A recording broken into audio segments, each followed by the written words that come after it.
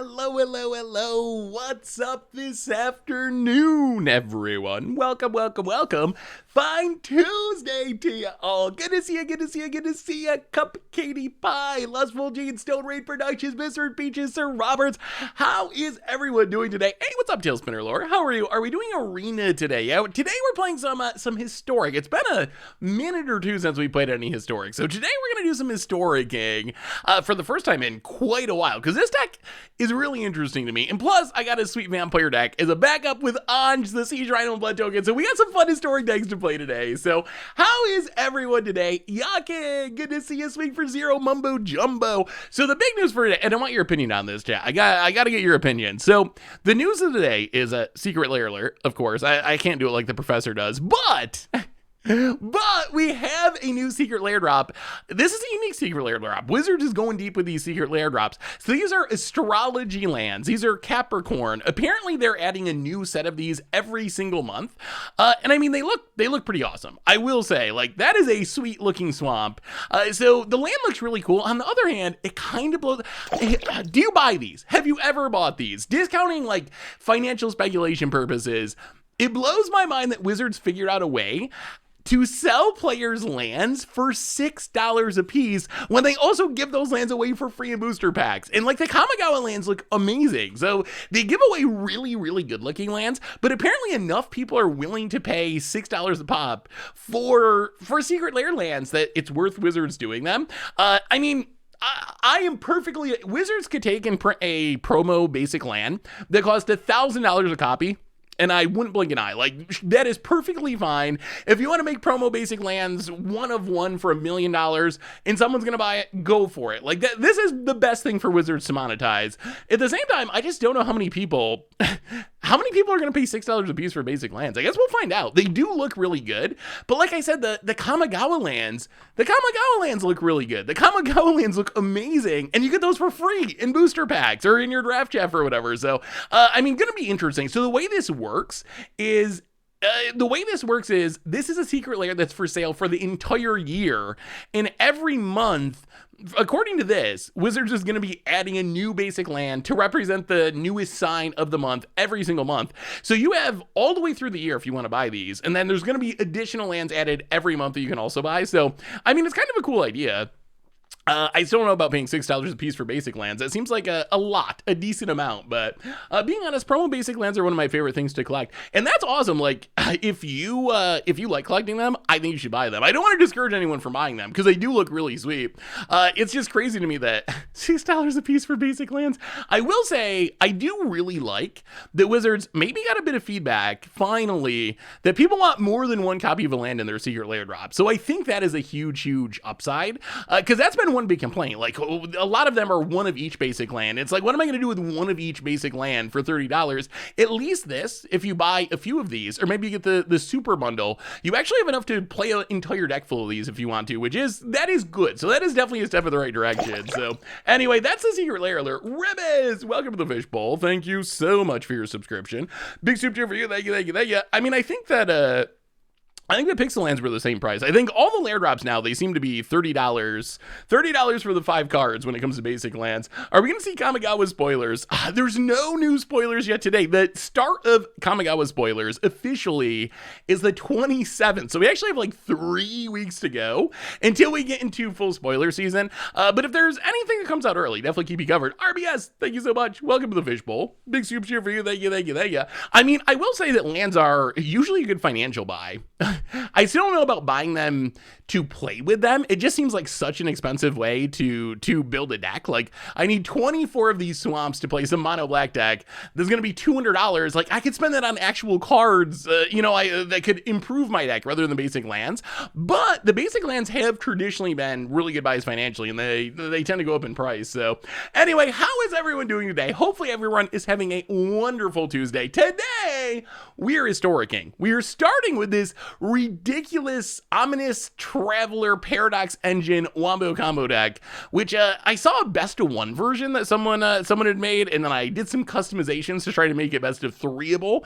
And I think this deck's really, really interesting. I kind of forgot about what Paradox Engine can actually do in historic, and the combo of this deck is so funny when it goes off. The idea of this deck, and I guess we're getting ahead of ourselves, but the idea is you got Paradox Engine, you got mana rocks to untap it, Ominous Traveler and Acererak give us creatures that we can play repeatedly, so essentially we can infinitely complete dungeons once we get going. We can make an infinitely big board of random creatures with Ominous Traveler. So I think when the deck goes off, it's going to be really, really sweet. How often the deck goes off, that's up for debate. If this deck ends up being too janky and not consistent enough, I want to try at some point this historic vampire deck, this blood token fueled Sorin deck. We've played some blood token vampires in standard and in alchemy, but we haven't tried them in historic. Once you get to historic, you got Sorin Imperious Bloodlord, which is kind of an insane payoff for a vampire deck. Plus you got like Champion of Dust to draw cards, so maybe some vampire action with blood tokens as well. When Legacy, we're about due for some more Legacy. I haven't played much Legacy recently. I mostly just hear people complaining about the Legacy meta recently in the prevalence of Delver decks and Ragavan decks. Did you see the leak land, the white land channel of 3 mana deals 4 damage to attacking creature? Yeah, we actually talked about that one during yesterday's stream. One of the leaked lands. I mean, the land's insane. Like, lands that do things are really, really powerful. Almost like an MDFC. I think that's the easiest way to think of it, is like a MDFC. Do you like the Acererak deck list? I haven't tried it yet. About to find out in just a minute. But we got to do our reminders first. So, replay YouTube. That's we invite all the old streams, including this one in the future. Normal YouTube. Tons of stuff coming up on the YouTube. We had a sweet budget Magic yesterday. We got the video about free-to-play playing Magic Online coming out this weekend. There's shorts. There is Memer Dream this week. So much coming up on the YouTube. So, check that out. A reminder that our sponsor today is Card Kingdom. And if you need some magical cards, you can get them over at cardkingdom.com. Even get a free goldfish sticker. Just let them know you want one in your order notes. I believe that you can still get them. Someone said they asked for one and didn't get one. I haven't heard yet for sure if they're out of stock, but I believe, as far as I know, they are still in stock. So ask for a sticker, get a sticker, buy a list to Chandra over at cardkingdom.com/MTG Goldfish. Otherwise, merch page, tokens, t-shirts, playmats, get a way to support the stream and the channel and the site. Donations, always appreciated, never required. $2 or more gets your message read on stream. Was off MTG for a few months due to uni and such, but been binging Goldfish content over the holidays. Hey, thank you, Tailspinner Lore. Yeah, we've had some really sweet modern decks lately on the YouTube channel. So, would you play a bit of Pioneer anytime soon? I feel like it needs more support, so WotC may bring it to Arena. I feel like WotC needs to bring it to Arena so it gets more support, but we're in this weird chicken and the egg thing. We got the weird chicken and the egg thing with Pioneer, where it doesn't get support because it's not on Arena, but because it's not on Arena, people don't play it, so it doesn't get the support. So you got that weird issue, but we will play some more Pioneer at some point. If you got a sweet Pioneer deck, let me know, whether on the stream or the YouTube. I don't know, but I will do some pioneering. This is a good time. This is a good time to do some interesting stuff like that, because right now we're like a month away from a standard set release. People get really angsty about alchemy, although it does okay in the stream. But on the YouTube, people tend to downvote alchemy on just like principle. I think everyone just downvotes, or some people just downvote. So people are weird about alchemy, but then standard. You got alchemy, so why would you play unnerfed Elrond's Epiphany format if you play nerfed Epiphany format? So all that to say, I'm definitely down with playing some Pioneer at some point, if that's something you're interested in. So anyway, this deck, I'm excited to try this deck. Really, Tireless Angler has been nutty in Historic. I have not played Tireless Angler in Historic, although I do love me some Tireless Angler. What deck do you play in Historic? Send me your Tireless Angler deck, Plum, and maybe we'll play it later today. So this deck, the idea of this deck is hilarious. So we are a mono black Paradox Engine deck. We can play Paradox Engine. Whenever we cast a spell, we untap all of our non-lands. Well, we got a bunch of non-lands that make mana. We got Cold Steelheart, we have Guardian Idol, we got Mind Stone, we got STR Hedron Archive, we got Key to the Archive. So we got all these mana rocks. Whenever we cast a spell, we untap them all. So that makes a ton of mana. The final piece of the puzzle is having something that we can cast repeatedly. Hey, Sushi! Welcome to the Fishbowl. Thank you so much for your subscription. Big super cheer for you. Thank you. So the final piece of the puzzle is we need things to cast. cast. And in the past, we've seen some Paradox Engine combo decks where you're like trying to play a bunch of card draw spells and chain them together. This deck goes in a much more combo-y direction. We have 2 creatures that we can just keep casting again and again and again. We got a Serac the Archlich, which as long as we don't venture into Tomb of Annihilation, is just 3 mana, cast it, venture into a dungeon, pick it up. So as long as we have 3 mana worth of mana rocks, we can just keep casting a Serac, untapping it, infinitely complete dungeons until our opponent dies. The other card that can do this is Ominous Traveler, one of the Alchemy exclusive cards. When it comes into play, we get to grab something from its spellbook, but when we cast the thing from its spellbook, we bounce Ominous Traveler. So this, again, if we can get to like 3 or 4 mana, we just build the biggest, craziest board of random Ominous Traveler stuff in the history of Magic, and then use it to beat our opponent down. If that's not enough, we got Karn the Great Creator, which can grab stuff from our sideboard, artifacts in specific. So we get Ancestral Statue as another way we can loop stuff. We have some mana rocks in there. We got a Paradox Engine. We have Aetherflux Reservoir as a way to win the game. If we somehow can't win with infinite dungeons or infinite Ominous Traveler stuff, we just get Reservoir, bounce, bounce, bounce, trigger, trigger, trigger, gain a bunch of life, shoot our opponent down, storm style. And that's the idea of the deck. It's a full-on combo deck, and I'm really excited to see if it actually works. Omnath deck. So, Waybrox. People asked about Omnath yesterday, and I mentioned trying to do an Omnath brew. And if y'all want to try to do live brew in Omnath deck, I'm down. But here's what happened. So I actually tried to build an Omnath deck for Historic. Oh my goodness. All right, now for the challenge of the day. How do we actually get into a game that is ranked on Magic Arena in the right format? This is the hardest part of my life now. Alchemy, no. Historic, best of 3, right? Okay, I think we may have successfully joined the right queue on Arena. Always a challenge, always a challenge. If you want a live brew an Omnath deck, I'm definitely down with live. Ooh, Platinum Angel does seem like it could be a good addition. If you want a live brew Omnath, I'm down with that. However, so I tried to build an Omnath deck, and it ended up looking really boring. It looked like the old Omnath decks, where it's like landfall stuff, Lotus Cobra, Escape to the Wild. Like, I felt like I was just playing the old versions of Omnath from like a year ago before it got banned. So it didn't strike me as all that interesting. So I don't know. That's basically what happened. Like, that's what I ran into. Yeah, they redid the interface, Tailspinner, and it's challenging to get used to. I'm putting that in the nicest possible way. Hey, what's up, Fun Duck? How are you? Good to see you. Also, I haven't seen them yet. I haven't seen Chuck the Yak. I don't know if Chuck's here, but I got to give a shout out, and I'll do it again if Chuck shows up today. I got the nicest gift I think I've ever gotten from someone on the stream. Chuck the Yak sent me I mentioned like a few streams ago, I said, I think I got to get a video game console. Which one should I get? And I wasn't trying to fish for someone to get me a video game console. I was actually curious which one would be best for me. And everyone decided Switch was the way to go. And Chuck apparently bought me a Switch. I got this box yesterday from Amazon. Not only a Switch, but this appears to be Animal Crossing Special Edition Switch. I don't have any games yet. I got to get games for it. But I haven't even opened it. I just got it last night after the stream. So huge shout out to Chuck for hooking me up with a Switch. I'm really excited. I haven't had a video game console in like years. So I'm definitely excited. Excited to check this out. So you're going to have to let me know what games to get. I know yesterday I asked and people said, hey, what's up, Free Jazz? I know I asked yesterday and people said Zelda. That was a big one people mentioned. If you got any other Switch, yeah, it's such an amazing gift.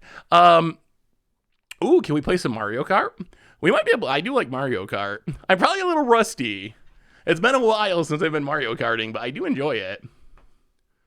Brawl and Mario Kart are definitely on my list. Those are games that I haven't played the most recent version of, but they're games that I have played a lot in the past. Those are definitely at the top of my list of games to get. Mario Party, Mario Kart, Smash. About it. Trail of Crumbs hits us. Now, gain some life. Cold Steel Heart on black. So basically, we're basically a Paradox Engine away from likely going infinite with a Serac here, which would be kind of spectacular. We do need to keep hitting mana, but Beanstalk Giant. Okay, come on, Paradox Engine. Come on, Paradox Engine. It would be so good. Oh, thank you, Plum Plum. I got the message with the deck list. All right, Mind Stone.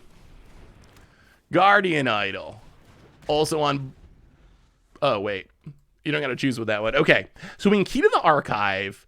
All we got to do is find it. All we got to do is find it. All we got to do is find the Paradox Engine, and we get to combo off. Mario Kart and Smash Bros. Are my favorites. Yeah, those are two I really like as well. I got Civ on my computer, so that's fine. Plus, I'm a Civ 5 player, not a Civ... Oh, Mario Party's really bad? Oh, no. That's disappointing. Mario Party was one of my favorite games for like 64. Boy, apparently I'm kind of old, but yes. Mario Party 64, look out. I will get all the stars. Well, I guess we Hedron Archive, S tier. All the mana, but can we find something to do with all the mana? Like a Paradox Engine to win the game, land on black. Key to the archive. Come on. Tutor us up something good. Tutor us up a Paradox Engine, which I don't think exactly exists. How are the actual Marios on Switch? Because I do kind of like just Mario games, or at least I traditionally like Mario games. I played the original Marios and Super Nintendo Marios a ton. Oh. Well, Are we Dirty Approach players? Probably. It does gain 7. Either that or we just electrolyze to draw a card and try to find Paradox Engine. I guess Hedron Archive draws cards. How much mana do we have? 1, 2, 3, 4, 5, 6, 7, 8, 9, 10. Oh, what do we take? What do we take? Yeah, Mario Kart is definitely S tier. Oh, this is a question that came up. And I don't know if this is... how many of you listen to the Commander Clash podcast? All right. Oh my.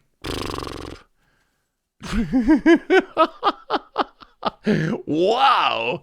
That was the one card that I wasn't even considering taking. That was just pure random clicking there. Yeah, that was a one card we did not want to take. Yeah, that was awkward. I mean, I think that counts as, I will accept that as a pun, although I do blame Marina partly. Variant, welcome to the Fishbowl. Thank you so much for your subscription. Big super chat for you. Thank you. We are trying to combo off, go infinite with a Sarac and Paradox Engine in Historic Mind Stone. Well, I think we got to crack. Yeah, crack the Hedron Archive. We need the Paradox Engine. Ominous Traveler. 6, 7, 8. Well, I think we get to live one more turn. So play Hedron Archive. Play the land tapped.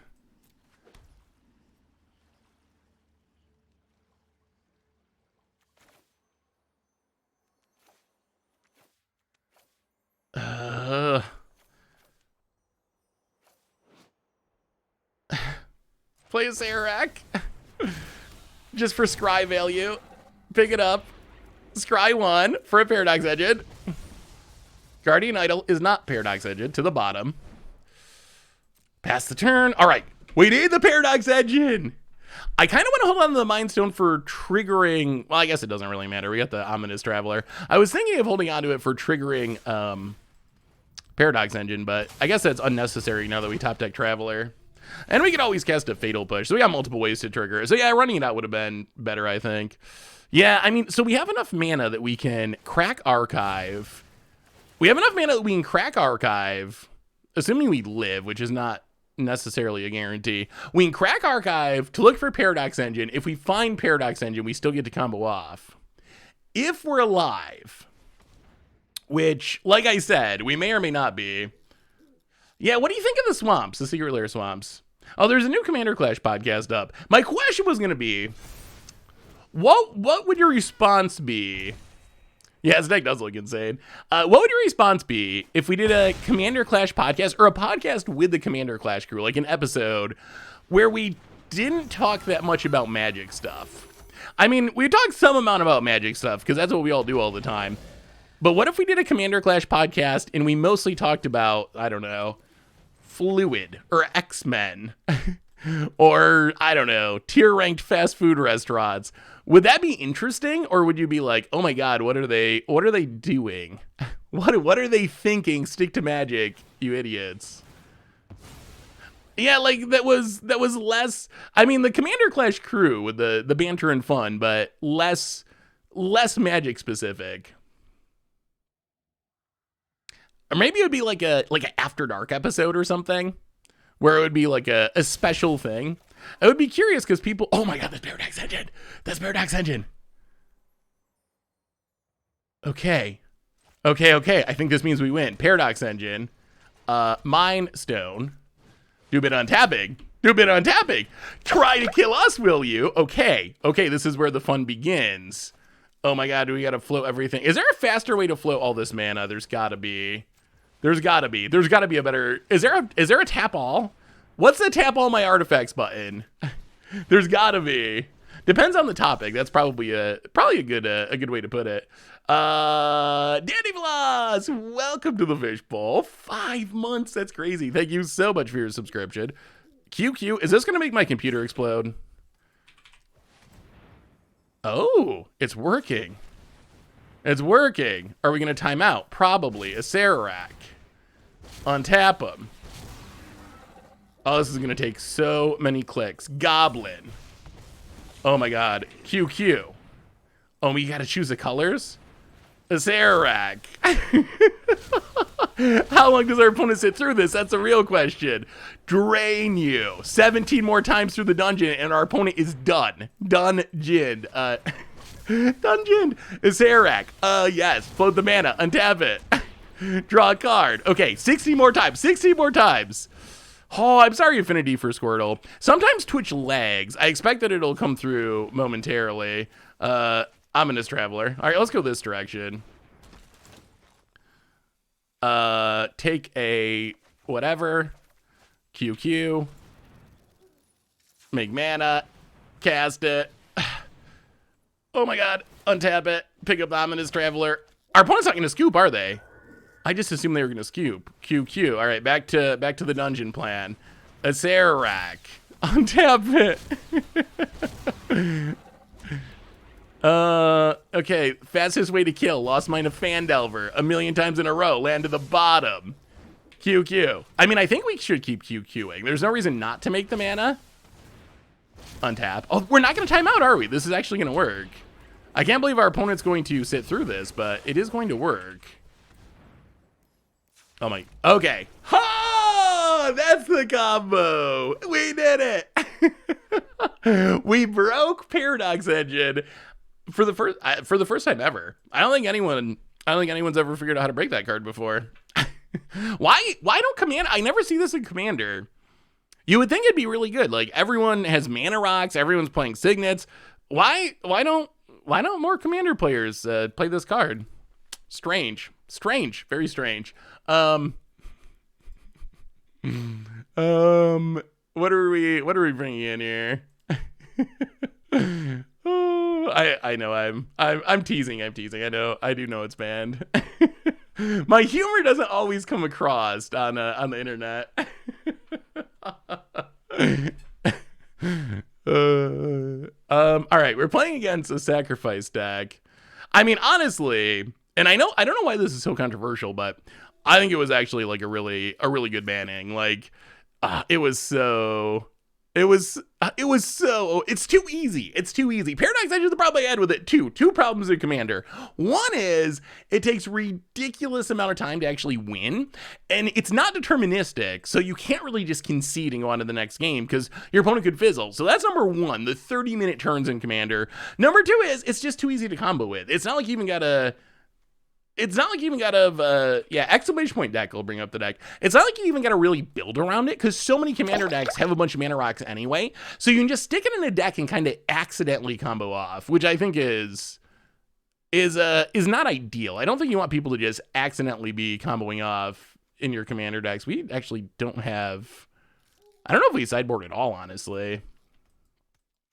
Run it back.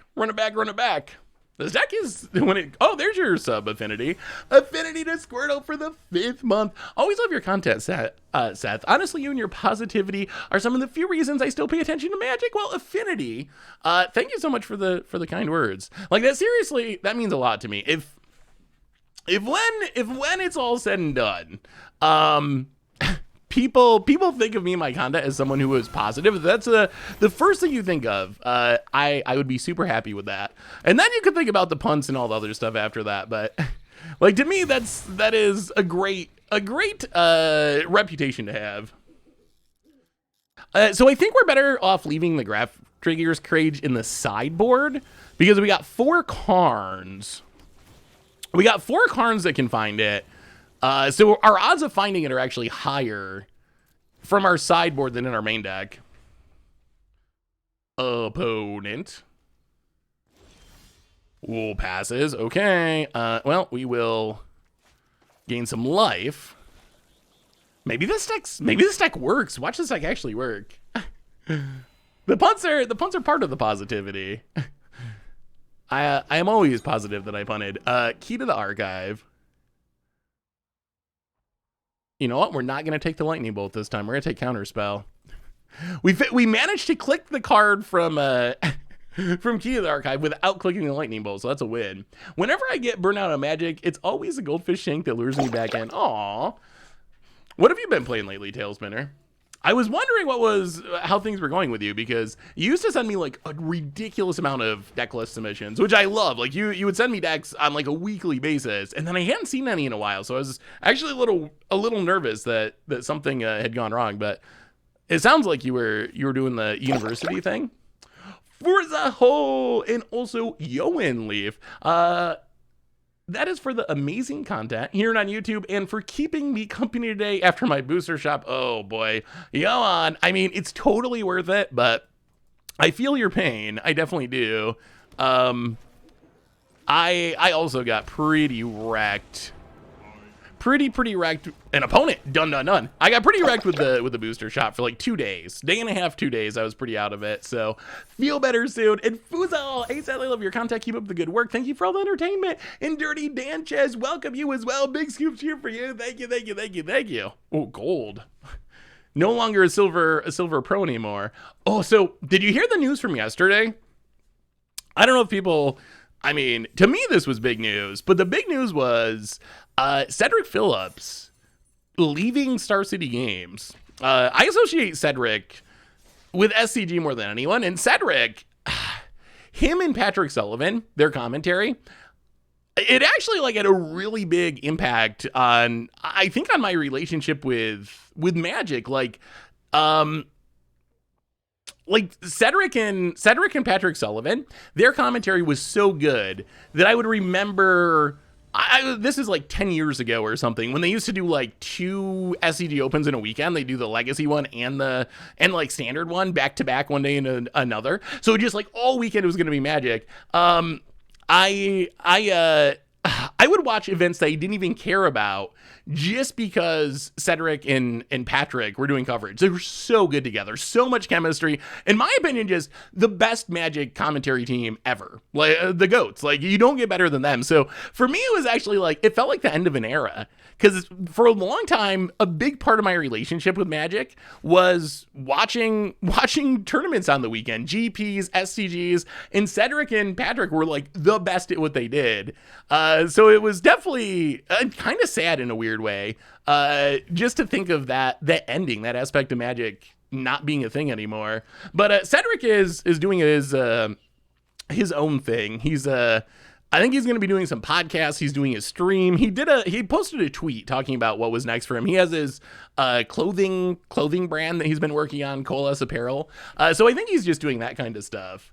But yeah, SCG is not, it sounded like not bringing back coverage. And that was a big part of Cedric's job was coverage. So rather than switch into other I don't know, roles at SCG, he's kind of just going out on his own. I didn't hear about Justin leaving. Is Justin leaving as well? Wow. That's going to be different. Justin was like one of the original founders of Commander Versus, right? Or the original founder? Oh, okay. Well, that's I definitely can empathize with that. Dealing with family health issues. You're the reason I got into Modern with your budget next month, Luke. Thank you so much. I appreciate it. Marshall Murray and LSV. Yeah, LSV is great too. LSV, I mean, those are all great people. But just the chemistry of Cedric and Patrick Sullivan together is just, it's kind of unbeatable. They have a podcast, Receivables, or Receivables, I think it's called. Where you can still hear them together because they're just so good together. Such great chemistry. Ooh, is this a Reanimator deck? All right, so we got the Hedron archive, so things are fine. We're good. Do we know when and what is going to be the next set focused on artifacts like Kaladesh or Mirrodin? So we don't. Wizards doesn't really announce that. Although, correct me if I'm wrong, chat, but isn't it likely that the Brothers War is going to be pretty artifacty? Like, aren't Mishra and Ursa like kind of artifact, kind of like full-on artifact characters? So I would expect that. The answer to that is going to be the Brothers War set. Well, Hedron archive. About it. Elish Norn in the graveyard. That's actually kind of an issue. Elish Norn in the graveyard means Ominous Traveler cannot combo if our opponent can reanimate it, which hopefully they can't, but we'll see. Man, this year in Magic's going to be so sweet. Kamigawa looks insane. New Caperna is a really cool idea. And then Dominaria Brothers War. I feel like I say this every year, but I don't know if I've ever been more excited for a series of sets as I am for the 2022 sets. Like S tier sets. Hey, what's up, Devin? How are you? Yeah, that does make me a little nervous because artifact sets do have a pretty long history of being, broken. Wow. Really? Wait, they took the Tovolar? They took the... Okay. Well, thank you, opponent. Thank you very much. We will take this down. We will take a card called Graph Digger's Cage. We will play a card called Graph Digger's Cage. Play a tap land. I can't believe they thought seize that. They thought seize the Tovolar. The random Tovolar off Ominous Traveler over the Karn. Okay. Opponent. Gonna do some drawing. Gonna do some discarding. We're gonna find a Paradox Engine in just a minute, and we're gonna be close to going off. Opponent goes attacking. Gonna hit the Karn. We might as well block. Ominous Traveler's not doing anything. All right, here we go. Opponent passes. So do you think the set will have... Will they put Urza's Saga, the card, into Standard? Oh my god. I actually kind of hope not. We could have used Portal Sanctuary. Well, that's fine. We need the Paradox Engine anyway. Play Paradox Engine.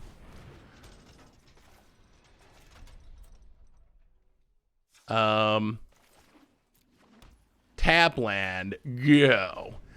Come on, Acererak. I guess we need black mana still, actually. We can Inventor's Fair up something. I mean, I think we're in good shape. I think. Oh, Mishra Saga. That would be sweet. Hey, Seth, I think Wizards learned their lessons from broken cards ruining Standard. Maybe in 2022 is a year when they are going to screw everything up.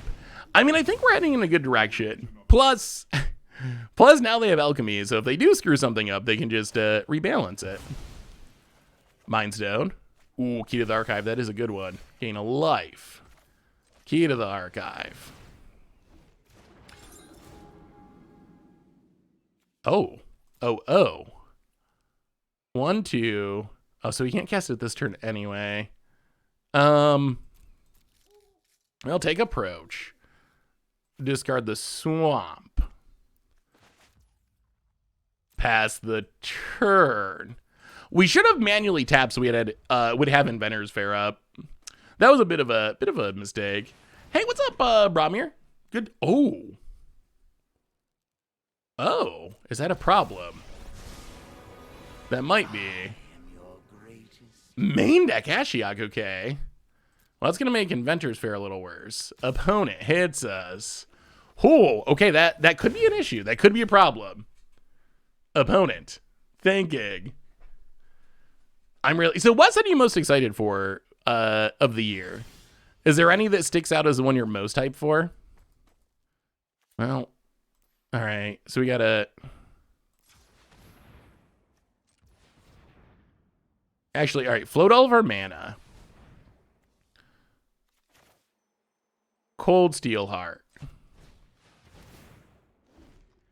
On black. Float all of our mana. Inventor's Fair. Untap. Sakhedron Archive. Draw a couple cards. They are bad cards. Very bad cards. Radiant Fountain. Go. Well, that's unfortunate. Oh no, we might be fizzling. Hype for Kamigawa. I mean, I'm hyped for Kamigawa too. Do you think spirits can be a thing in Historic after Kamigawa? So we'll have to see the exact... Okay.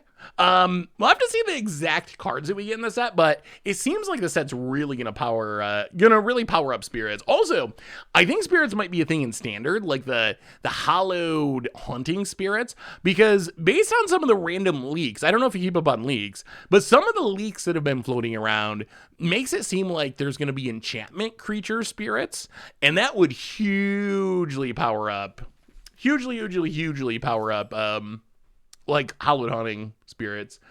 Seth, what, in your opinion, what are realistic odds that Wizards actually has Pioneer to Arena until the end of this year? So by the end of this year, Pioneer on Arena. All right, so by the end of this year, I'm going to say, probably a disappointingly low number. With them announcing Alchemy and focusing on historic and digital only cards, I'm going to say Pioneer on Arena this year is 15%, 10%. Like, I think the odds of it happening this year are pretty low. On the other hand, the odds of them having Pioneer on Arena eventually, I think is very high. I would actually like reverse it. I would say it's probably like long-term 80-90% that we're going to get there eventually. Did you see the John O'Land? All right, so earmuffs if you're avoiding leaks. I'm going to pull up... oh no, what... Does anyone have a link to the spoiler? We can talk about it again, or the leak, quote unquote.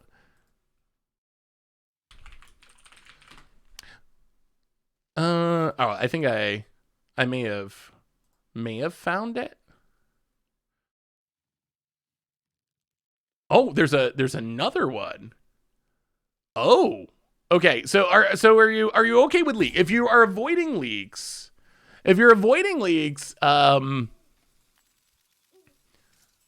just for a minute or two, I would say perhaps you want to avoid the stream, because I'm going to pull up this website that has some leaks on it. So fair warning, spoiler alert, if you're trying to avoid anything about leaks until official spoiler season, look away now, come back in like 3 minutes or something. But the card that in question is a Jano. I still don't believe that someone's dog got that necessarily. Where is a Jano?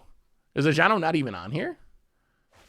What caught my eye, though, is this land that we hadn't seen yesterday, which appears to be the black version of the cycle.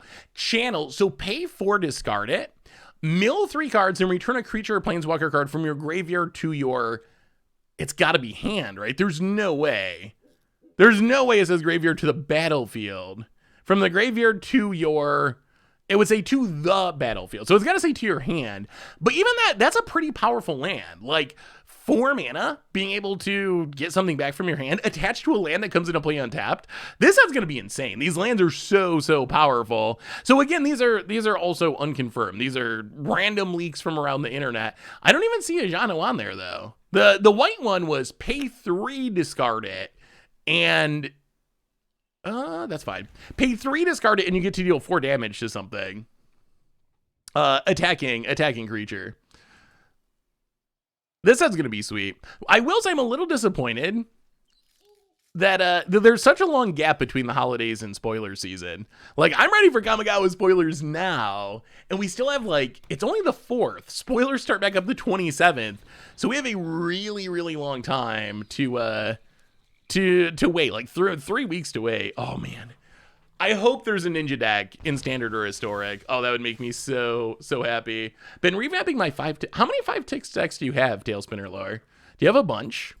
You should, if you have a bunch, you should send them to me. I'm actually to the bottom. I'm working on a video about free-to-play playing Magic online, and 5-tick decks are part of that article. So if you got any favorites, let me know, and maybe I'll be able to add them to the video and article.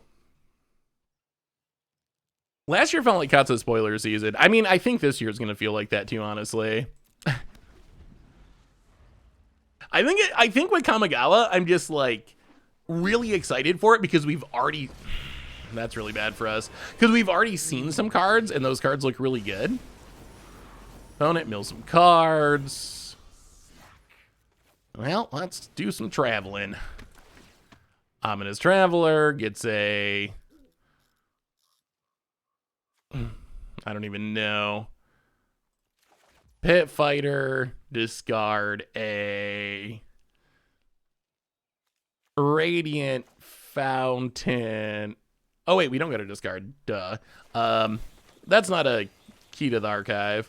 Pit Fighter, pick up the Traveler. We got to get rid of this Ashiok so we can turn on our Zelfrin Void so we can potentially tutor up something to let us combo off here is idea. Yeah, send me a few of your favorites, Tailspinner Lore. McGarry for the 47th month. Top 5 things you're most excited for, want to see.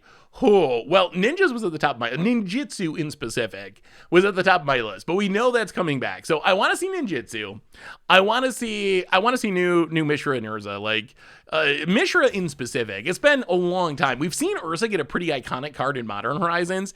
I think Mishra needs a actual playable card. Mishra is a pretty iconic character in Magic's history, and I think it deserves to actually get a real card that actually can see play in different formats. So that's on the top of my list. I want to see the return of Triomes, the rest of the Triomes, and New Caprina.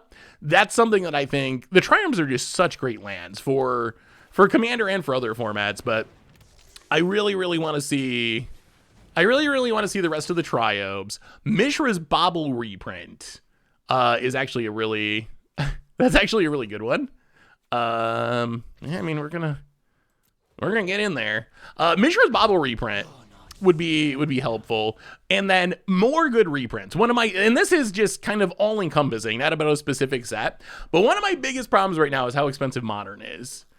I love Modern. It's my favorite format. I don't know if you listened to the podcast we did Monday, but it's really hard to recommend people getting into Modern. New player. How do you tell a new player, oh, go out and buy this $1,800 deck, and oh yeah, it's probably going to be good for a year and a half because another Modern Horizon is going to come out and invalidate it. Like, how do you do that? And Modern is such a great format. In Legacy and Vintage, everyone's priced out of it. Pioneer hasn't really caught on to the extent that we want it to. So there's so many reasons why Modern needs to be successful. So I'm really hoping that Wizards manages to do some work with the reprinting. Portable Hole, okay. And, well, Shipwreck Sifter. Pick up the Traveler. Discard a Schwamp. Hedron Archive. How do we beat this Azure? Ominous Traveler. Get a Sifter. Inventor's Fair. Go. Ooh, Reign of Gore would be a good one on Arena. I would like that. Does Inventor's Fair play fireworks sound effects? I never noticed that before. There was definitely fireworks going off. Sarah's Emissary. All right. Opponent, Unburial Rites, Sarah's Emissary.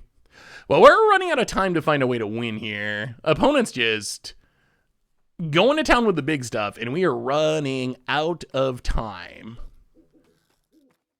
We can win through Sarah's Emissary, I think. But this is not going to be easy. We need Paradox Engine #1. If we draw Paradox Engine, I think we can win. Artifact? Fair.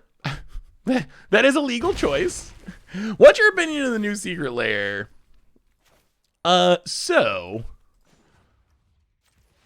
let's play this. Pick up the Traveler. We got 2 turns, maybe? Loot away the Watery Grave. My opinion on the new Secret Lair is, the lands look cool. The lands look cool, and I think that's really sweet. On the other hand,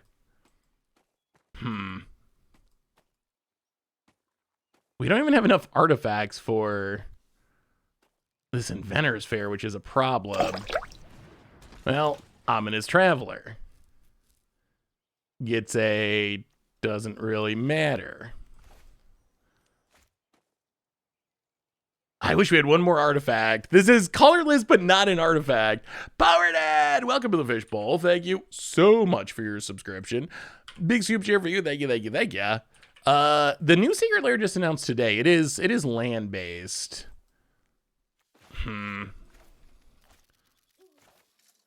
Socialite. Actually, do you have to crack Hedron Archive? Can we win if we crack Hedron Archive? Maybe that's our best bet. Yeah, let's... Oh, this feels bad, but... Hedron Archive. Zalfrin Void Scry. Mindstone does not win us the game. Socialite. Pick up the Traveler. No attack. Opponent just got the craziest, biggest things going. The new Secret Lair is these astrology lands. So my opinion of these is... I think they look really cool. Personally, I'm not really interested in buying basic lands for $6 a piece when I get free basic lands that function the same. But if you really like them and they're your jam, they look really cool. And I am very, very, very on board with Wizards selling lands for as high of a price as they want.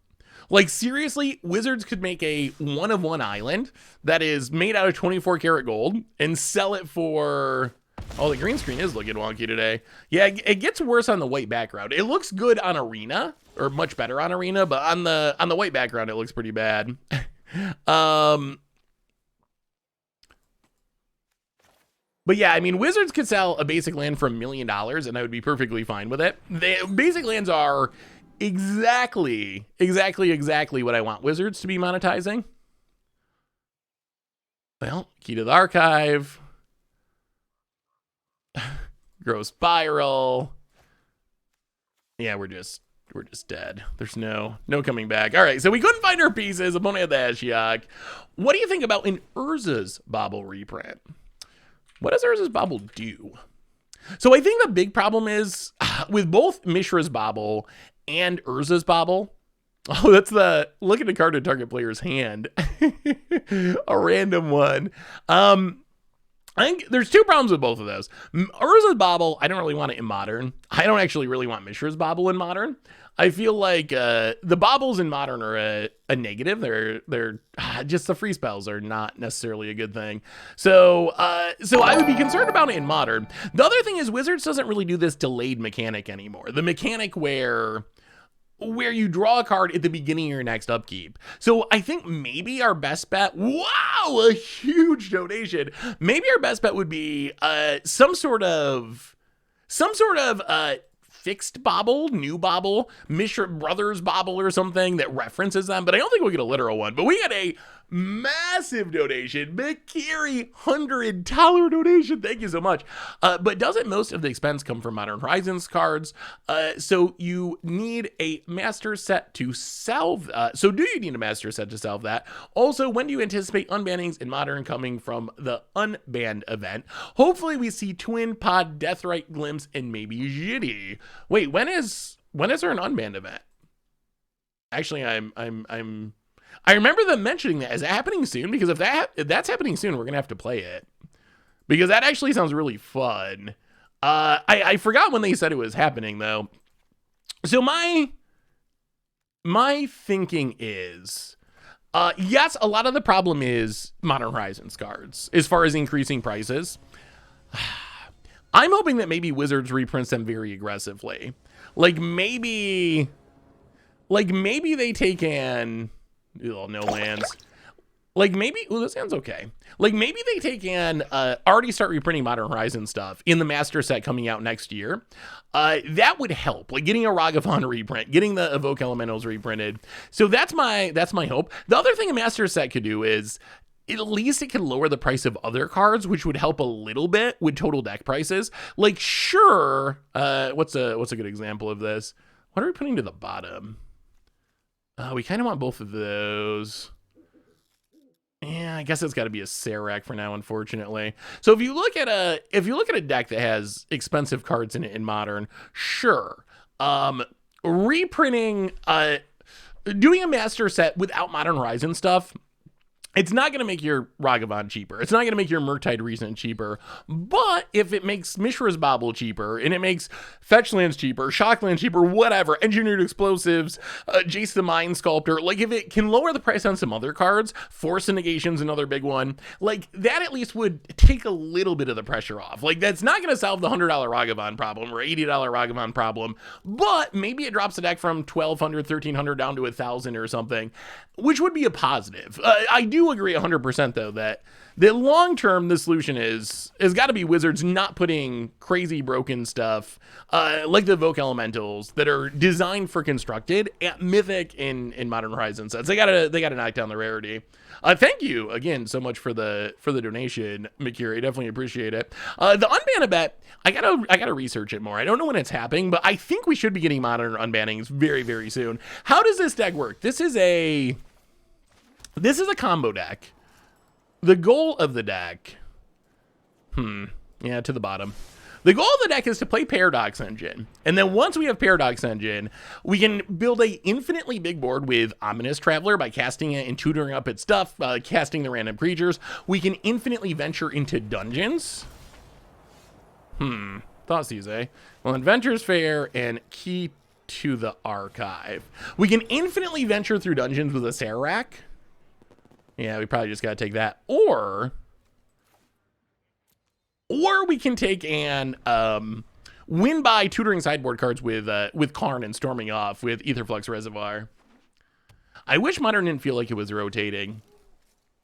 I think Watsy went a little too hard with the rotation.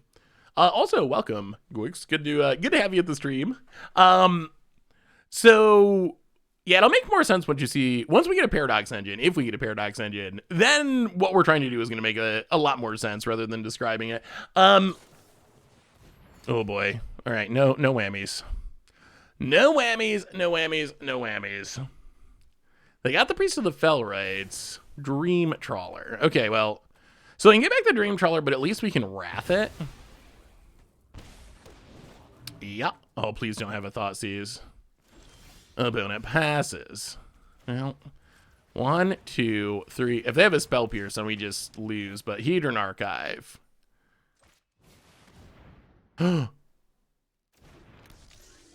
Wait, does that delay mean bad things? Does that delay mean they have a Spell Pierce? That definitely delayed. Oh no. Does this mean we should not be casting our Wrath this turn because they actually have a counter? There was definitely a pause when that Hedron Archive went on the stack. Oh, now I'm... Oh, okay, Dream Trawler, you're right. Dream Trawler, they activated every time. All right, so, all right, in that case... and we still get Spell Pierced. About it. Let's it go. All right, not dead yet. Come on, Paradox Engine. If we get Paradox Engine, we got the win. We got the win. Opponent plays on land, or we should, with the Traveler going infinite. Opponent. We can crack the Inventor's Fair. I think that's the plan. So we gain a life.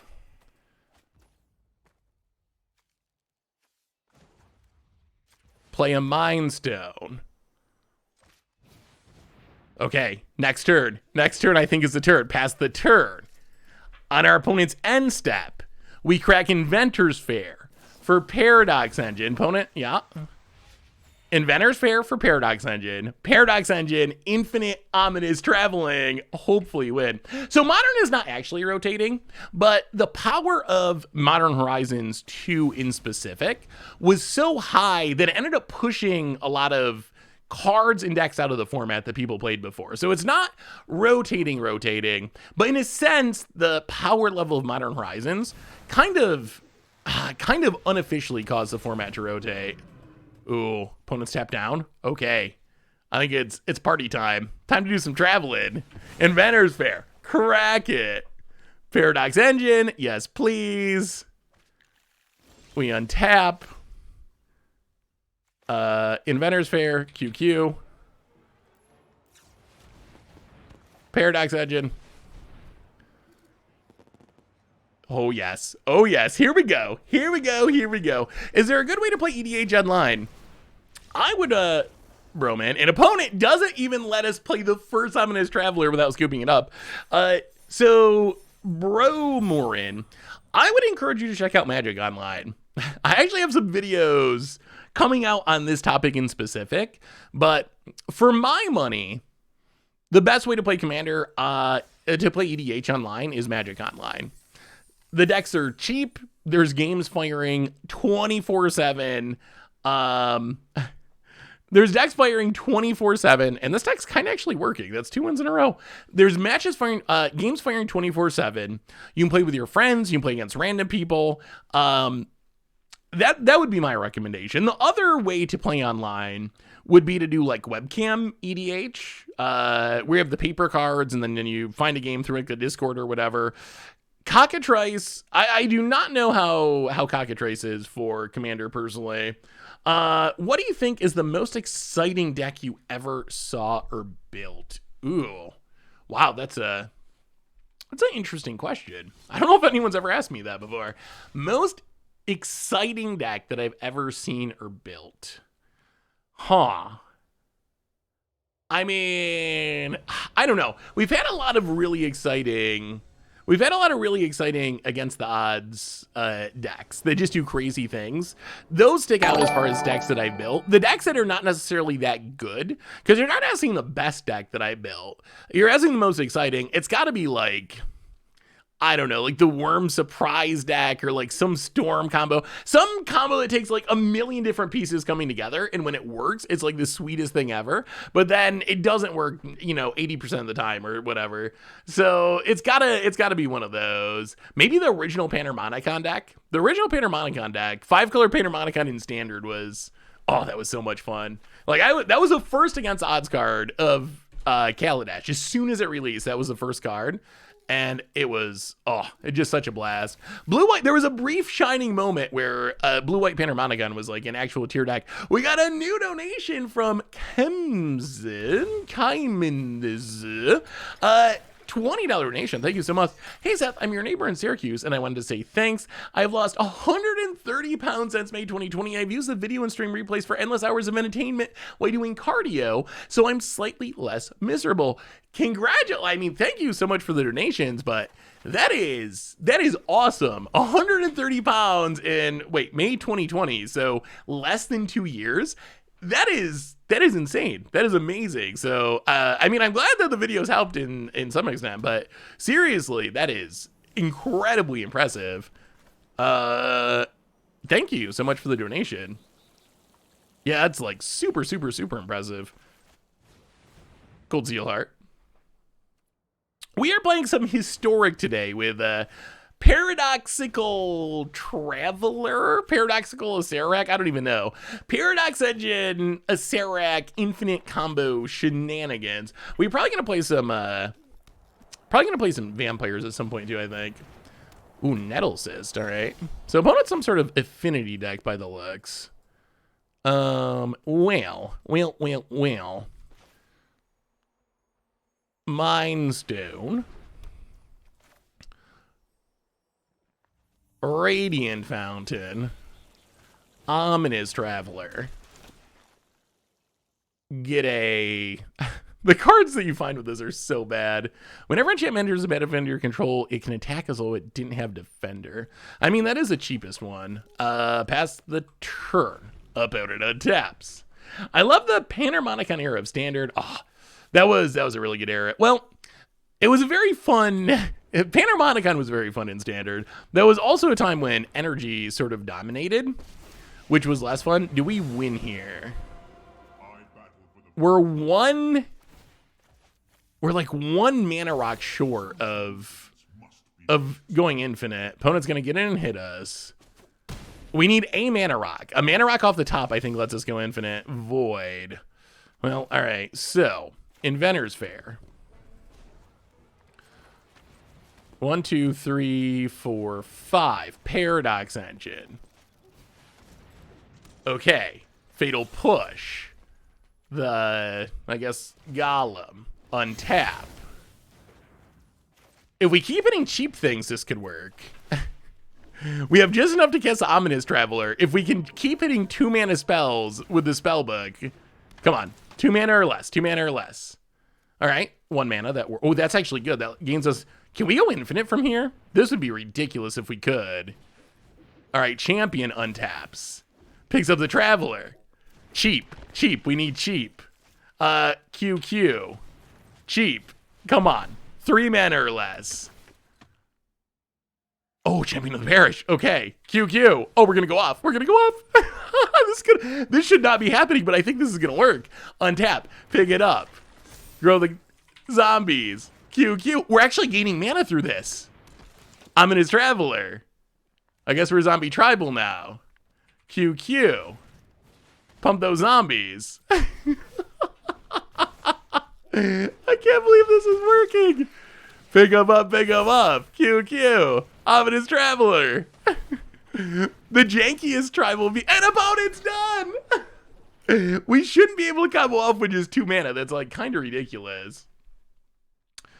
Oh, so how you feeling? How you feeling about Alchemy? I think the first deck I built from you was the OG 8-Wack. Oh, that one's so good. Needed something cheap for a tournament in my local college. Ended up getting second because I lost to Combo Elves.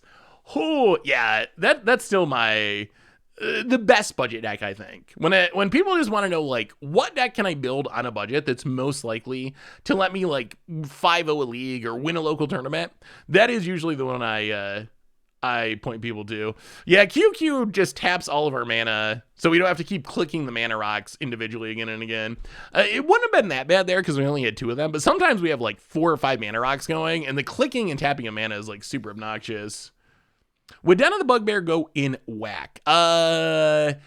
Probably a couple of them. I wouldn't want to go super deep on them because 8-Wack or 12-Wack doesn't usually want to get to enough mana where you could activate Den of the Bugbear. Like, if you have 5 lands on the battlefield, things have probably gone pretty poorly. But it's pretty free rolly. Because the deck plays so few lands, it's probably going to be coming into play untapped anyway. So yeah, I'd probably play 2 to 3 Den of the Bugbears. As a viewer, I've seen lots of streamers lose to Dragon Whelp or the blue spell reduction dude or Ratilda. Basically seems like 2 mana alchemy cards are all kind of nuts. They can be a little snowbally. It's kind of funny on the YouTube. I haven't posted many alchemy videos on the YouTube. Krim has posted more than I have so far. But without fail, whenever someone posts a alchemy video on the YouTube, there's a contingent that just downvotes it. I don't even know if the people watch it, but just because it's alchemy, it doesn't matter what the deck is, doesn't matter if it's cool or not cool. None of that stuff matters. It's just like the alchemy downvote, and I don't know if that's like. Are we changing anything? Let's just run it back. I don't know if that's something that's gonna like change eventually, and a year from now, 2 years from now, alchemy is just gonna be like historic brawl or something, just another format on Arena, or if that's gonna keep happening. Can you still see downvotes? You can internally, like if you have a YouTube channel, you can see the numbers on your channel. I don't think they're public anymore, although I believe there are like browser attachments that you can get that let you see them still. But yeah, you can see them internally. Inquisitor Captain needs an errata. I definitely agree with that. I think that Inquisitor Captain is, so my list of erratas, at this point from Alchemy, these cards are all fine. Ratilda at a minimum needs its color indicator to make up for that mistake. It also kind of annoys me how snowbally it is, but it's probably okay power level wise, but it's right on the edge. Captain definitely is getting nerfed. I don't think there's any chance this doesn't get nerfed. I've seen some people mention Key to the Archive. I don't know, I guess. I don't think Key to the Archive's overpowered, and I actually kind of like playing with it. But I do think that maybe they change up some of the spells that are within it. I think Dragon Whelp is also, or Fearsome Whelp is also at the top of the list of cards that are likely to Karn 2 to the bottom, I think. I also think Whelp is at the top of the list of cards that are likely to get hit. And then Town Razor Tyrant might get a little bit of a change too. I think it's possible. Like, that card has proven itself to be really, really good. And then I also think some of the cards might get powered up more.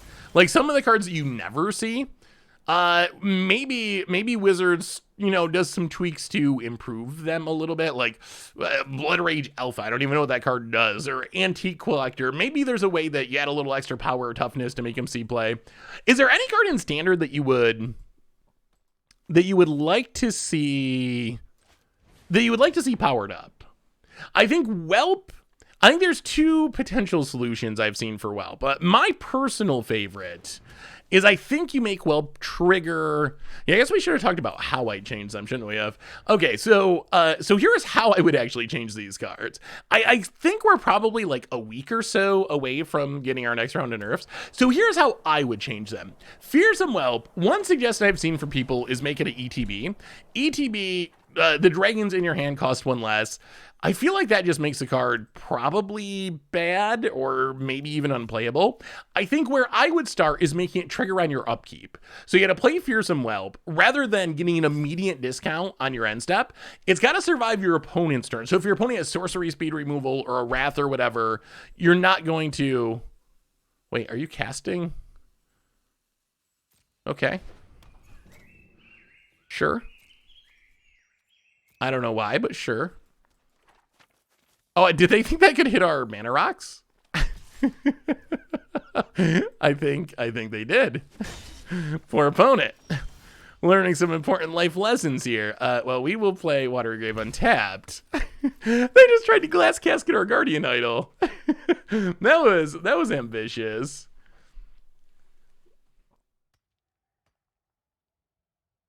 So how would you change the Whelp? One dragon. So I would expect that Wizards, if a card is too good, I expect that they'd probably take a light touch, because I don't know if they just want to make it from like broken to unplayable. So I would expect like Fearsome Whelp, maybe like power it down a little bit and then save the like really big powering down for next time if you have to. I'm kind of guessing that's how you're going to handle it. Yeah, if a card does not have a color indicator, it is technically colorless, and I actually tried it on Arena. It plays colorless. Like, you can't Vanishing Verse the backside of it or whatever. So it's not just a visual bug. It actually plays as a colorless card. Hedron Archive. Resolves. Ominous Traveler. That you can hit with a glass casket. That is a legal target. We'll talk about the other ones in a minute. I'll take the Pit Fighter. Pass the turn. So that's how we would change those. I don't know if you have other ideas. Is this a Mana Rock deck or something? Oh, this deck's sweet. We need to find a Paradox Engine, and you will see what this deck can do. This is an infinite combo deck with Paradox Engine built around a Sarek and Ominous Traveler, where we get to make an infinitely big janky board or infinitely venture through dungeons. It's really cool when it goes off. Speaking of alchemy, I was wondering if you look at my Magecraft alchemy deck and give me some sideboard suggestions. So let me see. Birds. All right, opponent going to Living Weapon up a Nettle Cyst. Yup. Goes attacking. Sure. So if we hit a Paradox Engine here, we should just win. Well, play an island. 1, 2, 3, 4. Do we want to... let's wait one more turn. Key to the archive. Go digging. See what we can find. Ooh, regrowth. Well, counterspell, we probably just want counterspell. Take the counterspell, discard the ominous traveler.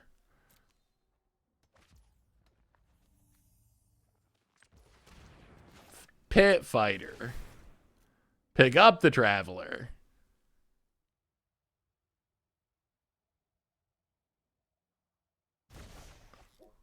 Trigger revolt. Kill the Emery. 1, 2, 3, 4. 1, 2, 3, 4, 5, 6. Oh, okay. Traveler. We're so close. We're so close to winning next turn. Traveler. Oh. All right. Less close to winning next turn. Was not expecting that. So what would we sideboard in this deck? Curse of Silence is fine. Not sure about kicking the door. Paladin class, removal. I mean, that seems like a reasonable sideboard plan, Burts. Opponent gets in and hits us. Sure, down to 14. Thought monitor. Okay, draw some cards. And portable hole. So we can get the... Huh.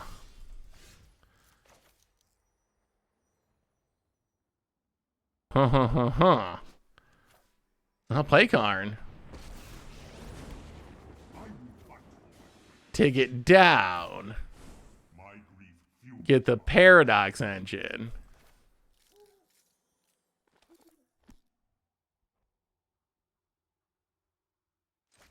Play it. Okay, well, we're going to try to win next turn. I don't know if it's going to work, but we're going to try. Just got a batch of Werewolf Goldfish stickers. So we should have them in stock at CK. Oh, sweet. Awesome.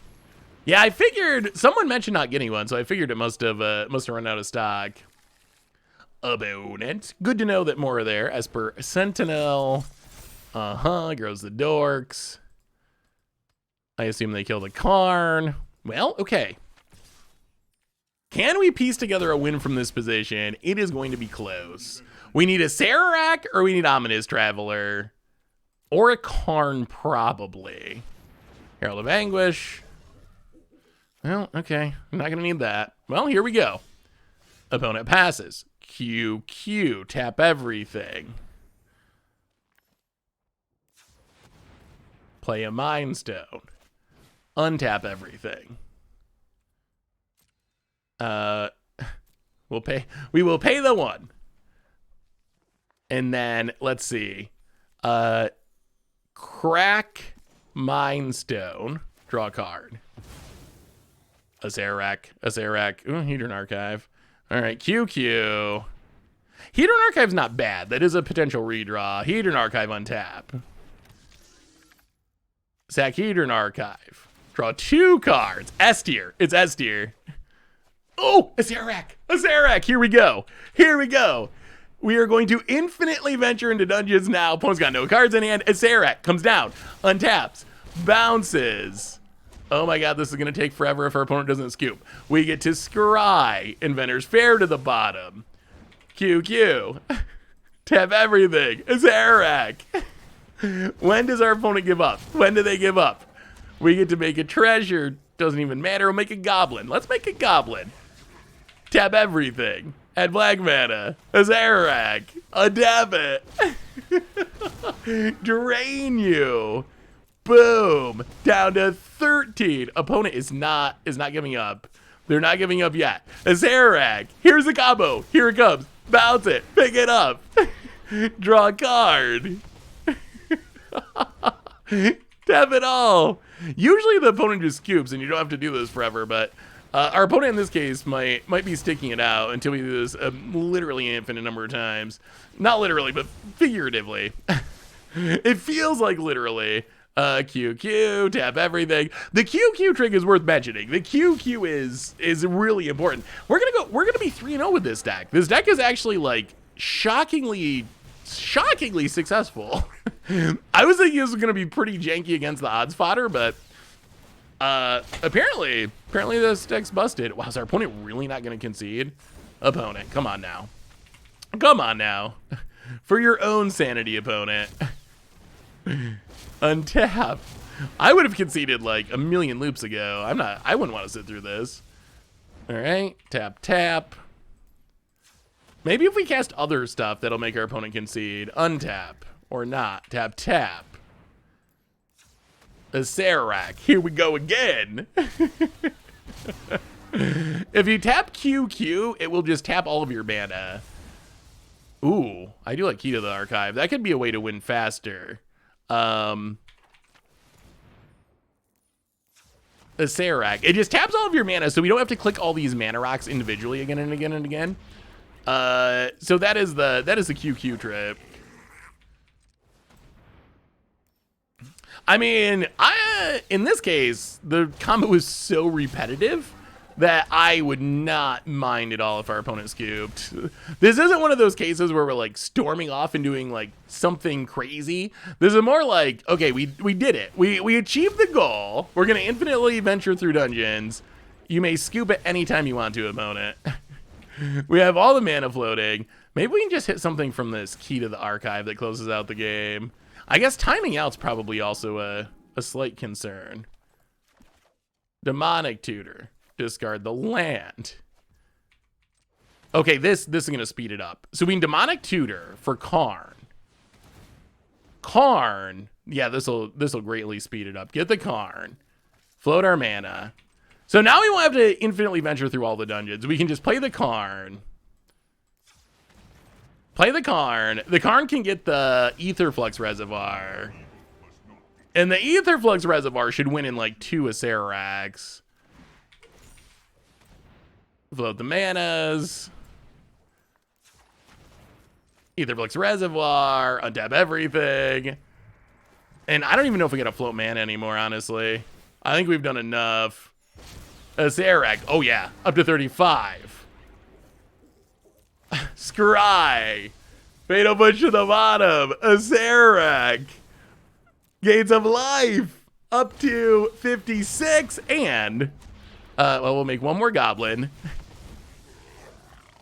Boom. Oh! Yes. Oh, this deck's sweet. This deck's actually really sweet.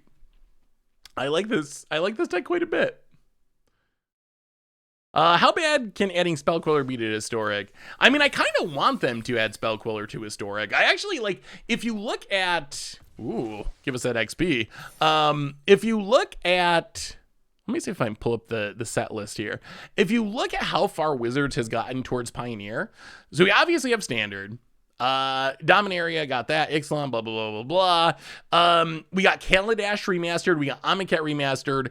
Next up, remastered-wise, is Shadows over Innistrad, if they just keep going back in chronological order. So I want to see the rest of the spirits in Historic. I think it would be fine. Like, we have so many powerful things in Historic. We got alchemy cards. We have random jumpstart cards. We have all the historic anthology cards. Like, there's a lot of really powerful stuff. I don't think adding Spellquellers, adding Selfless Spirit to the format is going to be an actual issue. So I'm actually surprised that we haven't got another remastered set now. That if there's one thing I specifically, yes, you can send safe magic links. Are Historic Modern Horizons cards legal in Pioneer 2? Historic Modern Horizons cards. So Pioneer, no. I don't know if I might be misunderstanding the question, but no, Pioneer would be exactly like paper. So like alchemy cards and stuff like that would not be legal. Yeah, they're two different formats. Pioneer is a format that goes back to Return to Ravnica. Historic is essentially just whatever cards are on Arena. are in historic.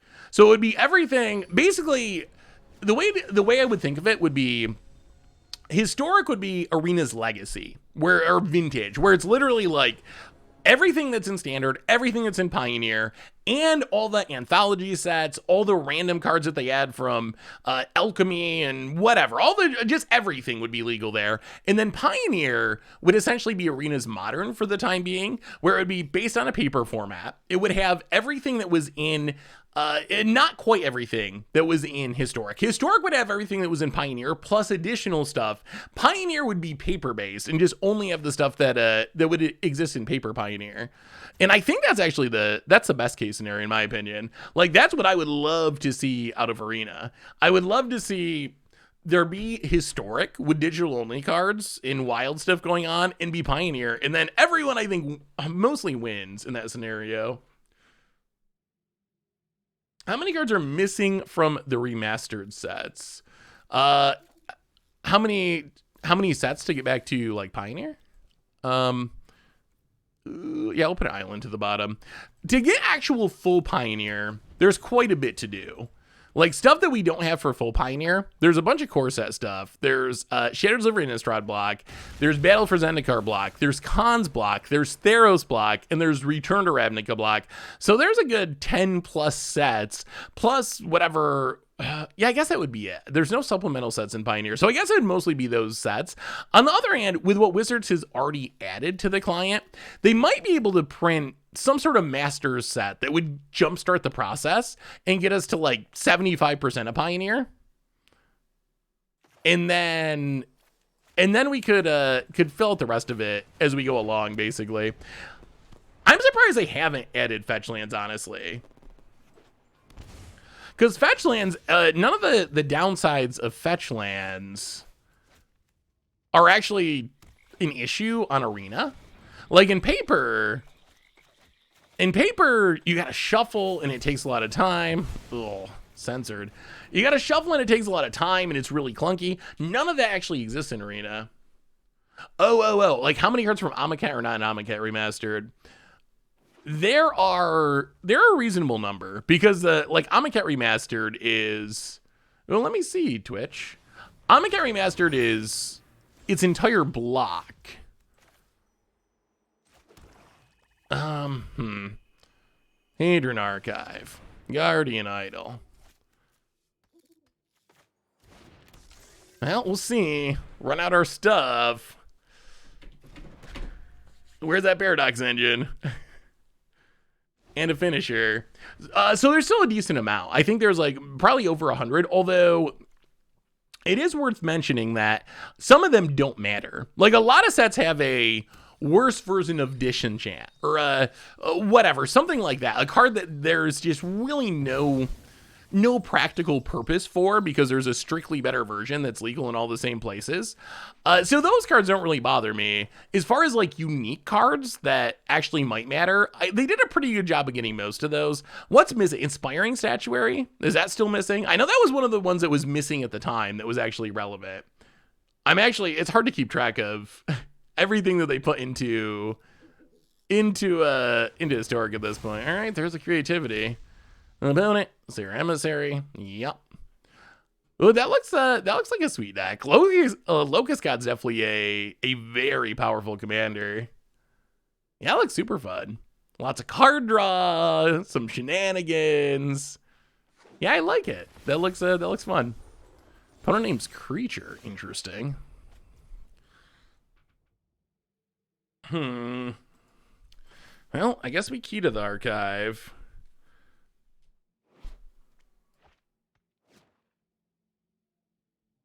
Yeah, key to the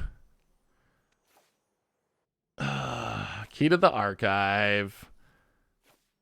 Or how do we actually, what is our best pathway to winning this game?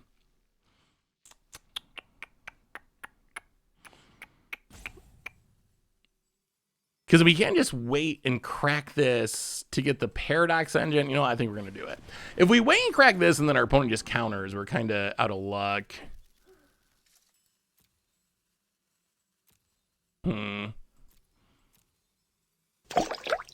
1, 2, 3, 4. 1, 2, 3, 4, 5. Oh, all right.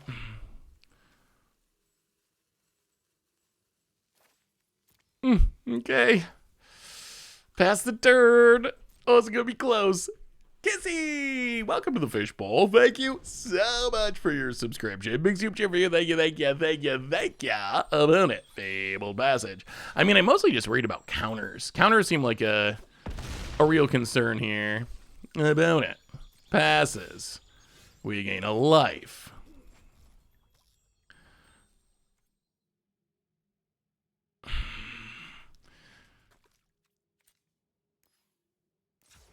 One, two, three, four, five. Time Walk.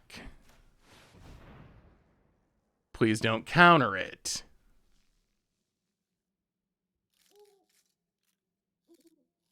I mean, so we can Time Walk, get our Paradox Engine. Oh no. Oh no, oh no, oh no. Yeah, counters are going to get us either way, really. Bonnet gets the island.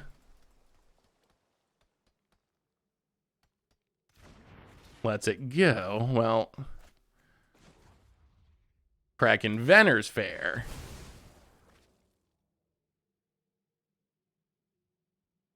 Ooh, okay, Paradox Engine.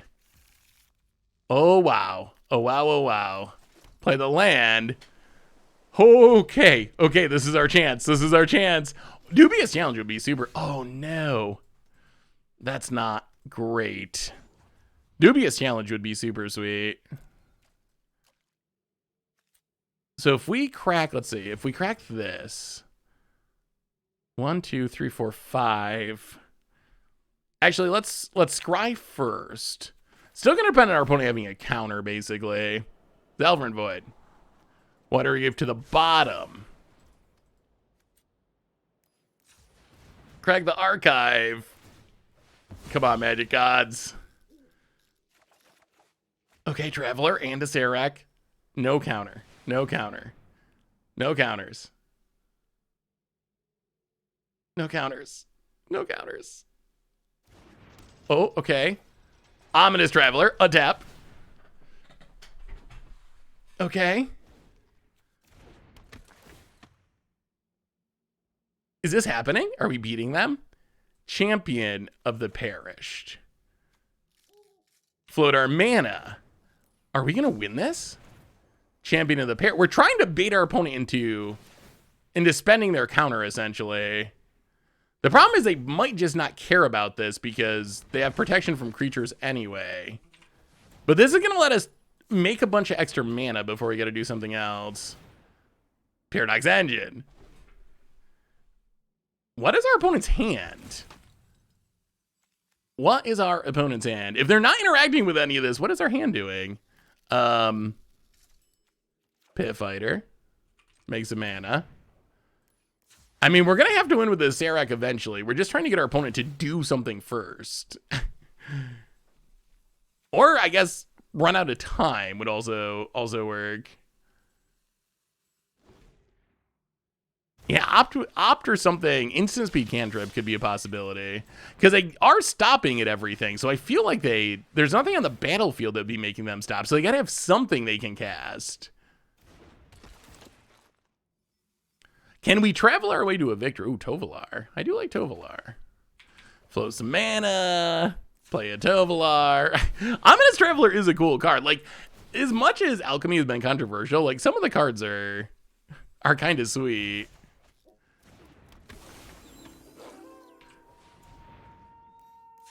Do any of the cards off Ominous Traveler let us win, though? Oh, Triumphs. Triumph's another possibility. I don't even know what all is in the spellbook of this thing.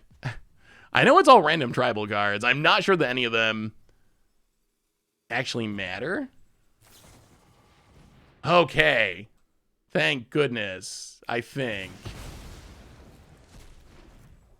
So opponent kills a traveler.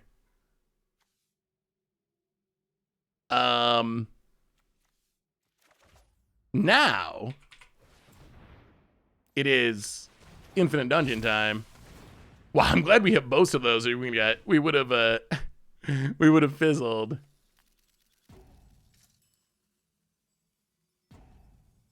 About it. Oh, and this is going to make an infinitely big champion of the Perished? Is this game? Opponent's looking, counting, thinking.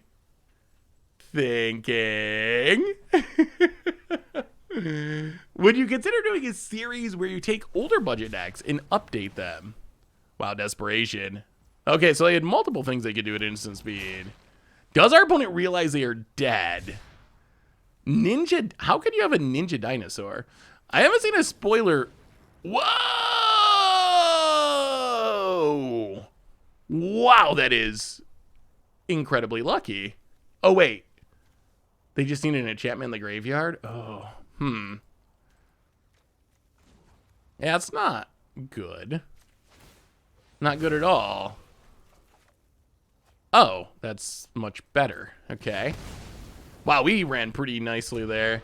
So we only get one.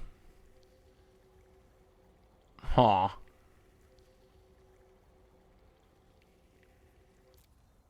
Wow, this is awkward. Tomb of Annihilation. Each player loses a life. This lets us make red mana. Sacrifice Pit Fighter. Discard Piper. Well, float our mana. Play Cold Steel Heart.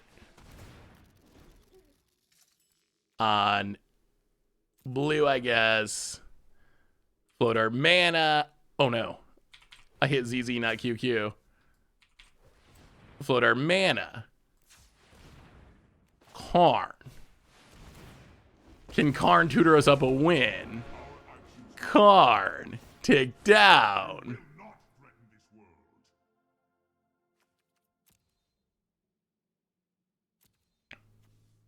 Return target creature you control and each aura attached to it. Uh-oh. Uh-oh. Ancestral statue.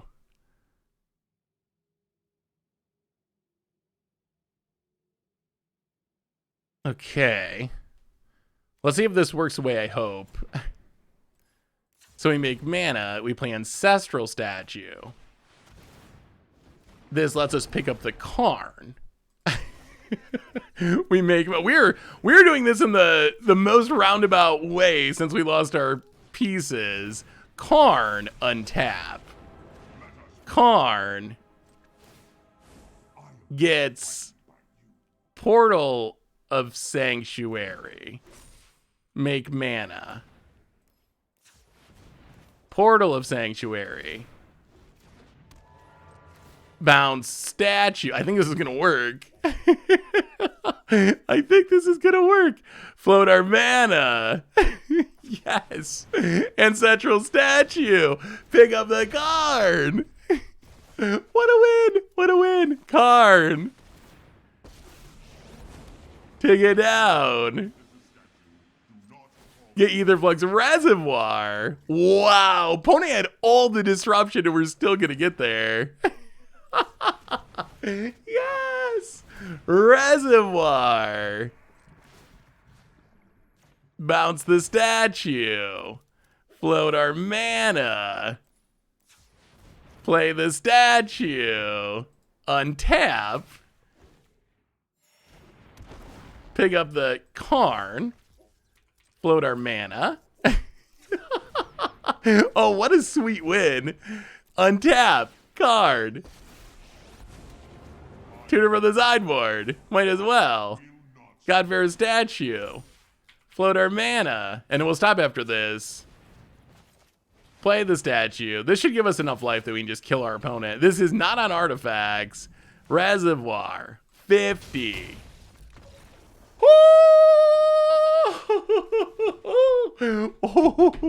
I mean, statue the statue, but tutoring our entire sideboard with a Karn is sweeter, I think. Wow, what a win. This deck is like kind of insane. To streamline, you just pick up the statue with its own effect. Yeah, no, that is true, but it's so appealing to tutor up every one of our sideboard cards. Like, how could you pass up the opportunity? That was wild. Our opponent drew pretty well, and we drew even better somehow off of those few draws. Hitting that Karn off the Mind Stone was insane. Oh. All right, not bad, not bad, not bad. As we go into the next game, a quick reminder that our sponsor today is Card Kingdom. And if you need some magical cards, you can pick them up at cardkingdom.com. Do you think that ninjas can make it in Historic? I'm in wait and see mode with ninjas. So good news is we already have some good ninjas in Historic. Like, they added Ingenious Infiltrator, I believe Ninja the Deep Hours. Like, they added those with one of the Jumpstart sets. So we already have a good base for ninjas. But it's kind of wait and see how good the ninjas from Kamigawa Neon Dynasty are. And that we just don't know yet. We haven't seen many of them. The one we have seen, or two we have seen, are pretty sweet. So, has there been a ninjas deck in Modern? So there was, actually, hilariously, the most popular ninja deck in 60 card formats is actually in Legacy. Legacy is actually the format where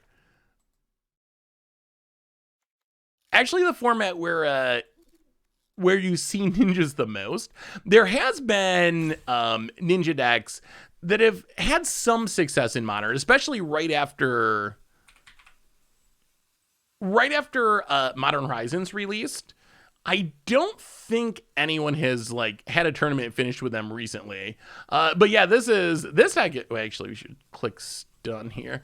But yeah, there's actually a actual competitive Legacy deck built around ninjas with Eureka. Commander All-Star Eureka fueling the deck. Eureka, Ingenious Infiltrator, picking up Ornithopters, Baleful Strixes, and that's kind of the main idea of the deck. Karthwalkers is... I just love playing Karth. Will they ever add Karth to Historic? I hope so. I honestly think with how Wizards is letting the power level of Historic increase, let's put it that way, with how much the power level of Historic is increasing, and how many cards Wizards is adding to Historic, I kind of feel like they should... You do not have a command zone in Legacy. They're playing it fairly. The Commander Ninjutsu text does not do anything in Legacy. I kind of feel like they would be fine to just print all of Modern Horizons into Historic.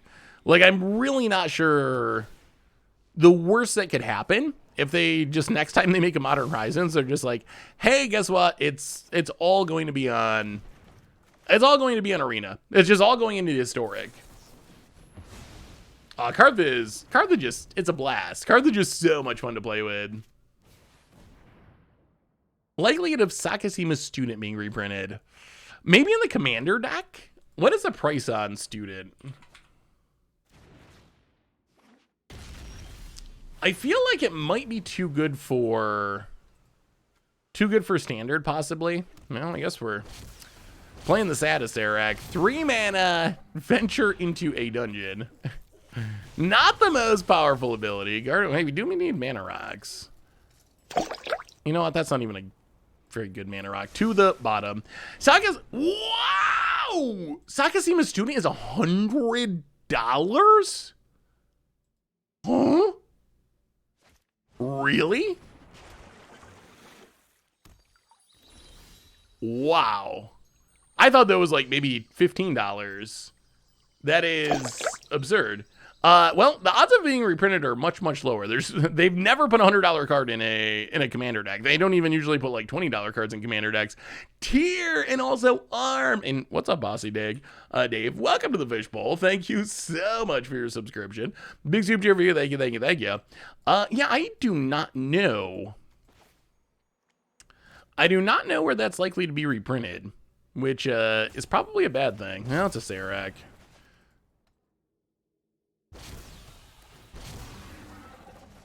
All right, we're doing it the slow way. We will make a treasure token.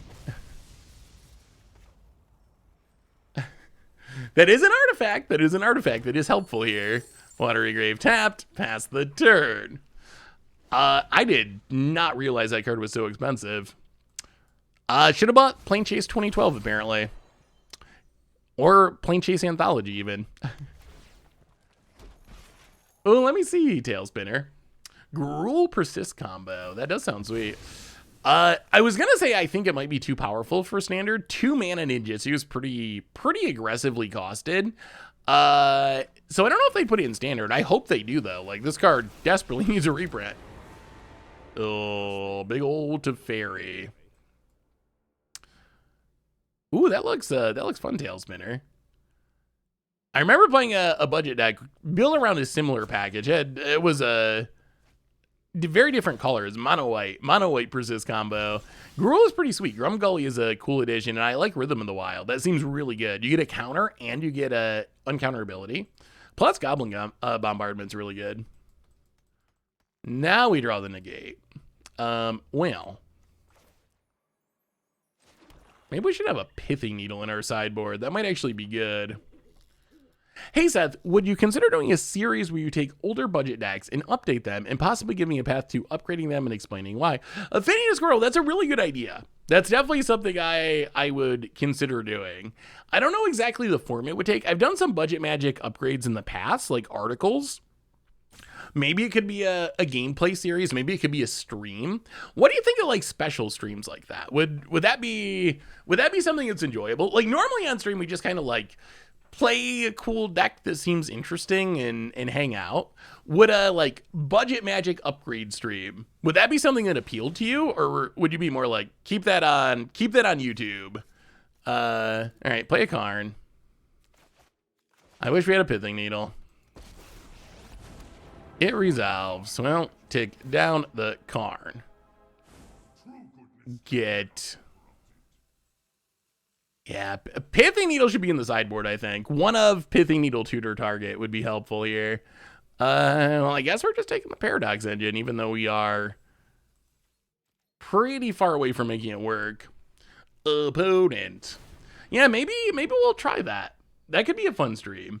Oh, also before, I will let you know Thursday, the exact time, but before Kamigawa spoilers start at the end of the month, we are going to do a viewer battle stream.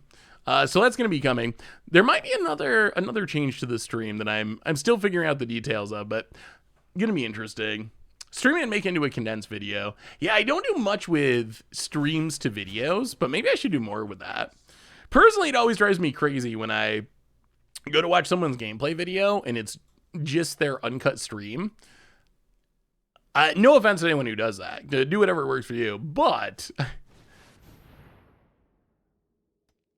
I've never really wanted to do that. Opponent Shark Typhoon.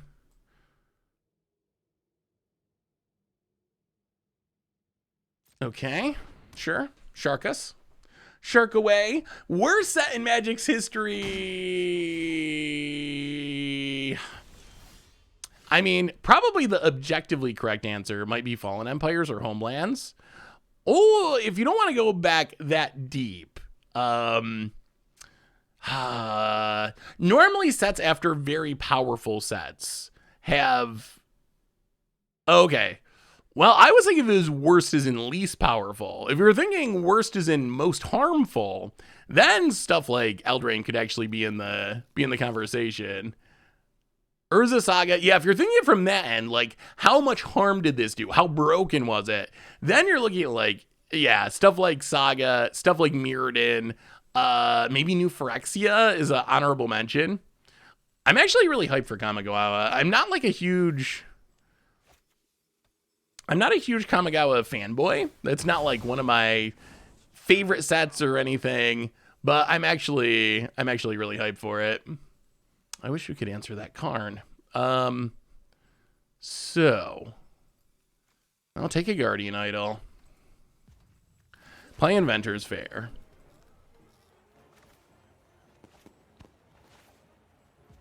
Play Key to the Archive.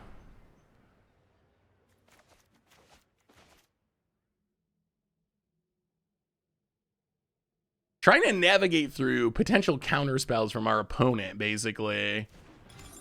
Key to the Archive. Ooh, D-Spark. D-Spark could kill this Teferi.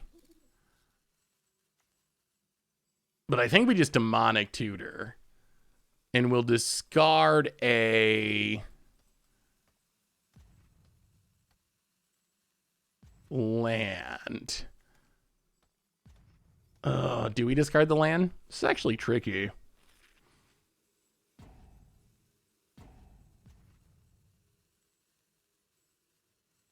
One, two, three, four, five. Counter. 1, 2. All right, we're going to discard the land against my better judgment. Pass the turn. Other sets that would deserve mention for just being bad. Dragon's Maze, really, really bad. That's probably one of the worst, least powerful modern set. Masks, Mercedes Mask, also there. I think Kamigawa is actually in the running. I want to say Judgment. Was it Judgment that was really bad? I want to say it was Judgment, but I don't know. I would have to remember. One of those sets from that era was pretty bad. A lot of the times what happens is, what came right after, was it Mass that was right after Saga? A lot of times what happens, and you see this, is Wizards prints a really busted block with broken cards. Maybe it was Scourge I was thinking of. They print a really busted block with a bunch of broken cards, and then like the next block would be really bad. Like Mirrodin was busted.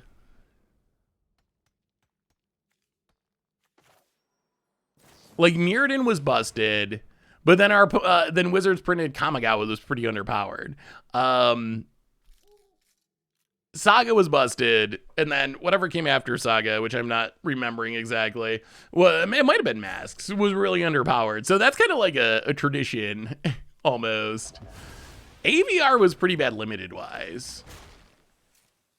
One of the worst limited formats, honestly. Opponents. But AVR Standard, I don't think was bad. AVR Standard had some. It was Mask after Saga. Okay, yeah, that makes sense. AVR Standard was. Wow, they're gonna tuck it. AVR Standard was actually pretty interesting. Opponent hits us. Well, key to the archive.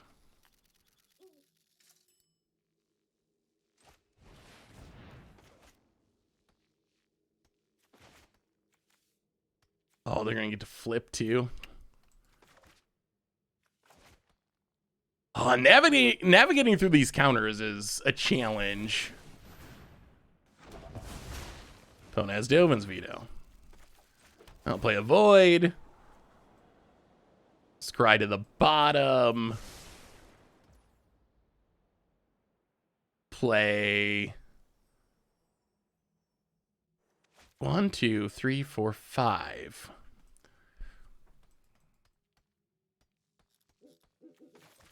Play Guardian Idol.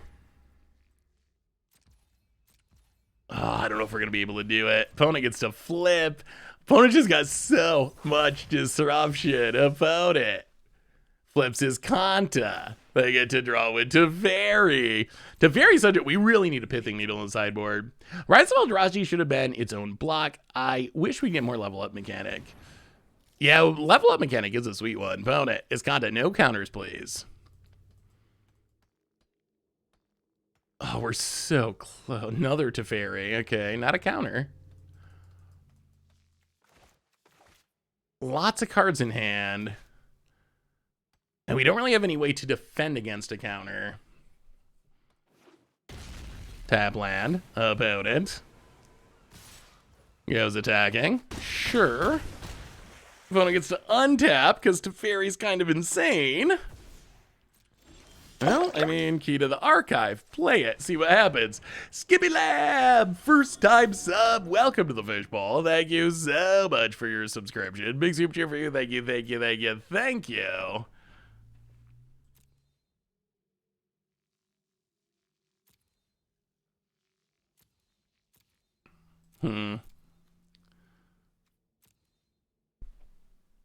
Is there a way we can get out of this? 3, 4, 5, 6, 7.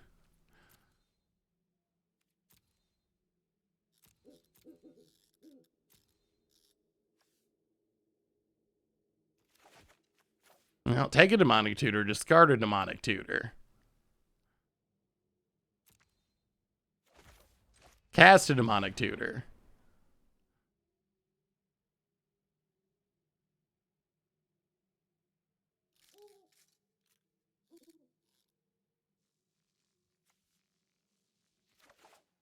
All right. Pass the turn. Do we live? Do we live? No. Comments then, game. Who plays comments then, game? Oh, we did so much work to try to play around that, too. So much work. We put so much effort into that. Oh, and we didn't actually get there. All right, well, bring in another Thoughtseizes or not like that. Remain the same. Welcome to the Fishbowl. Thank you so much for your subscription. Big super cheer for you. Thank you, thank you, thank you. Yeah, I'm most excited for Dominaria and Brothers War. Those are the two sets that are like, oh, I can't wait for those. So sweet. Although honestly, I'm excited about every single set they're releasing this year. Every single one. Kamigawa already looks really sweet. New Caprina, I just want to see how they do a modern day or modern-ish day gangster set. Dominaria's, the last Dominaria was one of the recent high points, I think, of Magic. So yeah, there's a lot to be hyped about. And then a couple of crazy nostalgic classic sets. So yeah, it's gonna be sweet. I am very excited. Well, gain some life, do some ominous traveling. Yeah, I feel like this is probably a pretty difficult matchup. Opponent's got lots of counters, they got lots of removal, just like everything that makes a matchup hard. Our opponent has in their deck. Well, hit our opponent.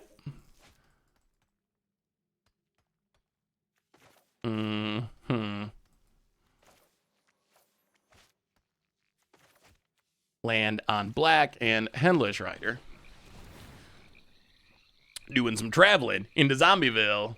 Mark my words, the Brothers War set will be immensely broken artifacts that Wizards never learned to do those. Yeah. Artifact sets have been broken throughout Magic's history. What is your favorite? All right, opponent does have the censor. I mean, they're censoring a card that we got with Ominous Traveler, though. What is your favorite budget deck of all time? I mean, it's probably 8 whack or 12 whack, whatever. I think 12 whack is the most recent version we played, but I think that's probably number one for me, honestly. Ooh, Thoughtseize, eh? I mean, Thoughtseize you.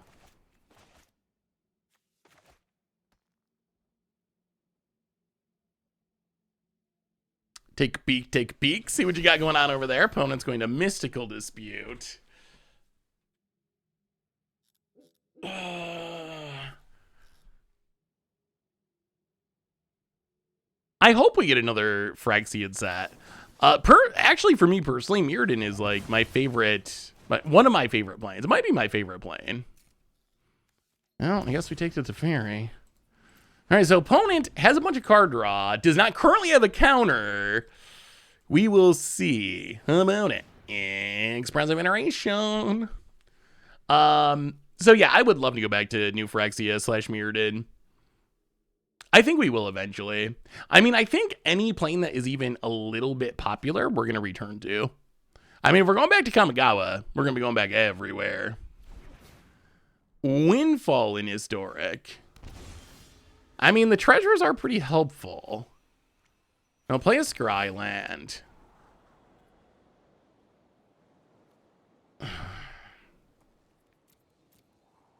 Traveler probably to the bottom. Hedron Archive. Oh my goodness. Oh my goodness. All right, so opponent. Oh, running well. Dwarven Mine.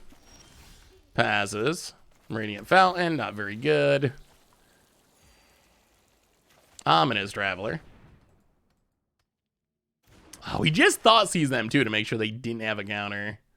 Well, we will take A werewolf, apparently. Tovolar. Tovolar. Pick up the Traveler. The problem is, unless we combo, we know they're going to get a Sarah's emissary eventually, and that's going to be rough. Yeah, I mean, Unexpected Windfall's pretty good. The ramping aspect is very strong.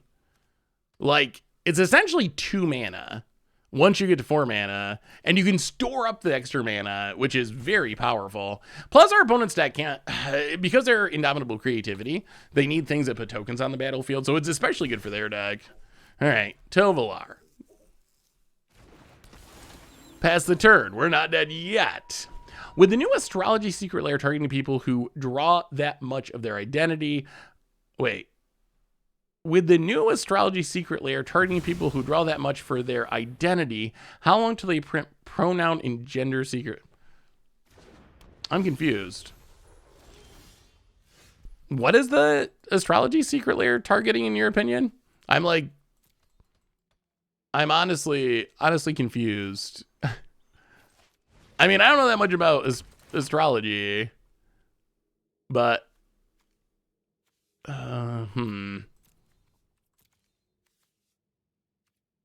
protection from artifacts, eh? Well, we will take Vampire Socialite, I guess. Play the Socialite, pick up the Traveler. Play the land, play the Traveler. Pick up a Headless Rider.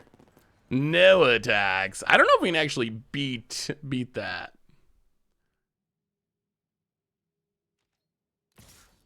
Opponent.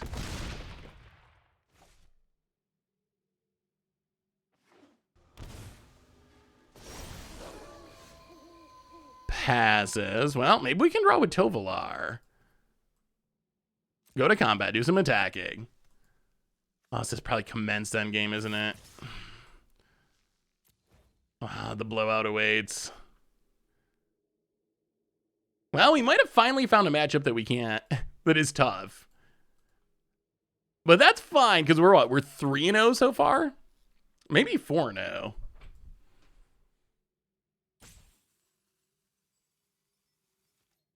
How does a draft a card thing work? I hate it. So the way draft a card works is there are 15 cards in the spellbook, and when you cast a draft card, you're going to see 3 of those cards at random, and then you get to pick 1 of them. So essentially you have a 20% chance of seeing the card that you want the most among the 3 cards, and then you would obviously be able to select that one. So how are you finding the impact of alchemy cards on Historic, good or bad? Honestly, it hasn't made the hugest impact. What has made a huge impact, I think, is... All right, Prismari Command kills the Traveler.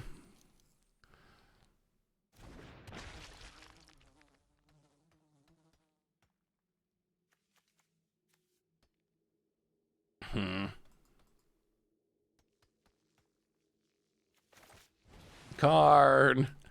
Yeah, this matchup is just, so tough. So tough. Opponent has another counter. Untaps. Plays a land that makes a jump blocker. Oh my goodness. Come on now.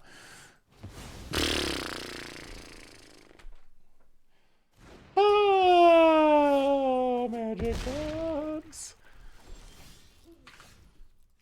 Well, that was a brutal one. I find a lot of EDH decks build themselves these days. What is your favorite way to limit the card pool to get more diverse decks? Prices, parasitic mechanics, blocks. Looking forward to for advice to spice up my EDH games.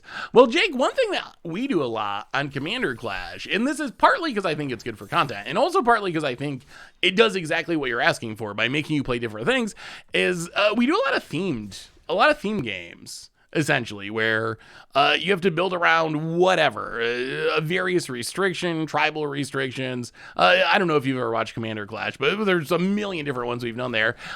It partly depends on how you play and how big your collection is. I imagine playing how we play Commander Clash in paper would either be impossible or it would be really expensive, or you have a huge collection of cards and it's perfectly fine.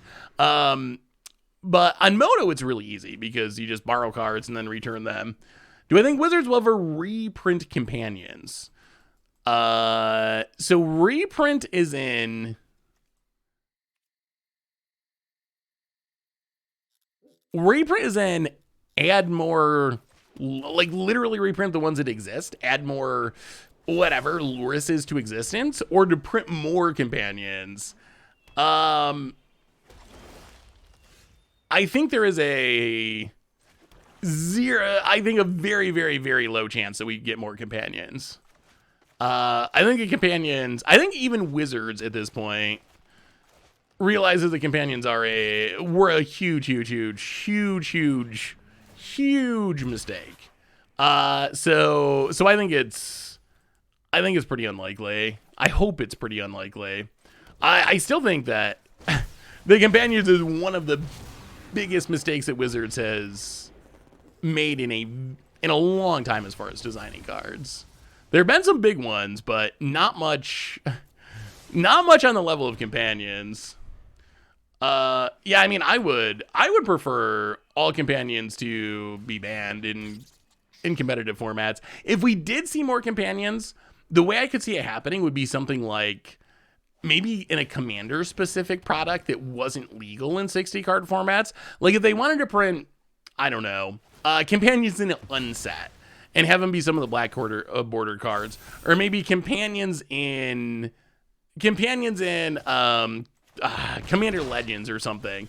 Like if the concern is they want more of them for Commander, I think there could be ways to do that. Well, let's key to the archive. We might need to get a Wrath. We're kind of getting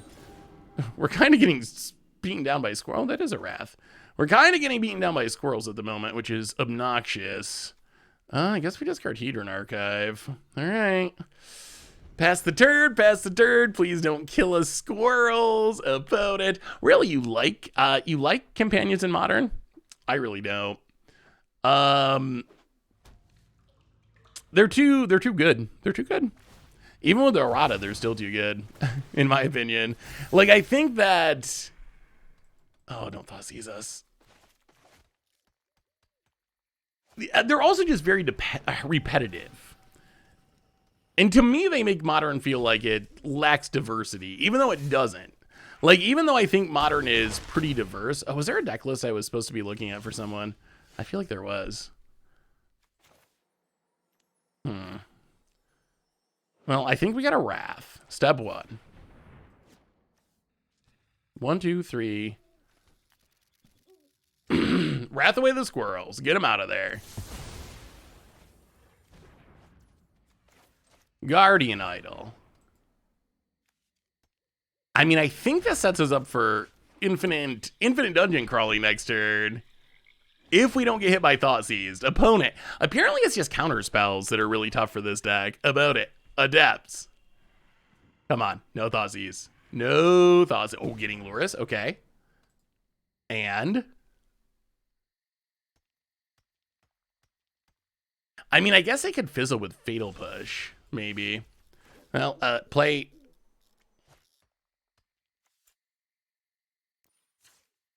I mean, I guess we're using all of our mana here. Play Paradox Engine.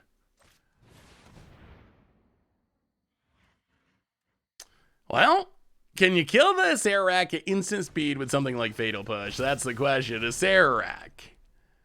Untap up. This is infinite if our opponent can't deal with it. Paradox Engine.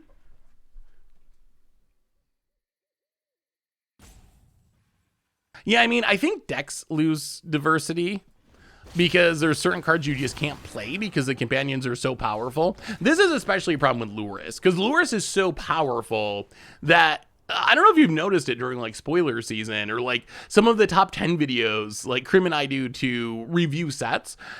When we talk about the cards, a lot of cards that are really, really cool and really fun and that I think are actually really good, they end up kind of just getting crossed out because they don't fit Luris's restriction, essentially. Like, that's a thing that happens relatively consistently. So I think that's a negative. Also, just like seeing them staring back at your face every 25% of the time, 30% of the time, it makes Modern feel a lot less diverse because there's always a Lurrus, even though there's a ton of different matchups that play it. There's like, there's decks that play it. There's so many different Lurrus decks that just seeing Lurrus doesn't mean it's a specific deck, but just seeing the Lurrus staring back at you so often, for me, it kind of makes me feel like the format's less diverse than it is, but I mean, Modern is in a very diverse Modern Horizons 2 block constructed style spot. Like, Modern is still very diverse, which is definitely awesome. And Modern, I don't even think is in like an especially bad place right now. The issues I have with Modern currently are not that Modern's not fun, because I think Modern's really fun right now. It's not that Modern's not diverse, because I think in general Modern is pretty diverse. The issues I have are, one is the cost is just through the roof. I know Modern's always expensive, but right now it is historically expensive. The most expensive it has literally ever been in its history. So that's issue number one. And the other issue is just how good the Modern Horizons 2 cards were.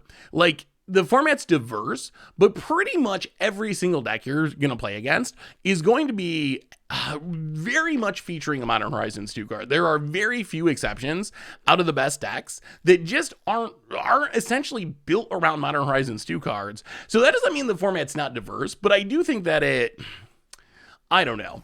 I wish that Modern Horizons 2 had less of an impact. I think that Modern Horizons 1 had about the level of impact I would like for a Modern Horizon set, where we got a couple of staples and we mostly got stuff that powered up underpowered archetypes, which I think is a positive. That's making the format more diverse.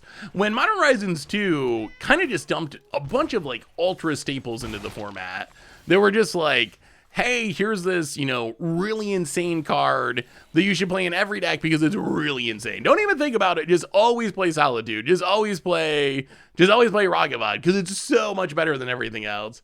I think we put this on. I mean, it doesn't really matter. We'll go blue. How do you think they can solve that problem? So I think it probably means slightly pulling back on the power level of Modern Horizons cards.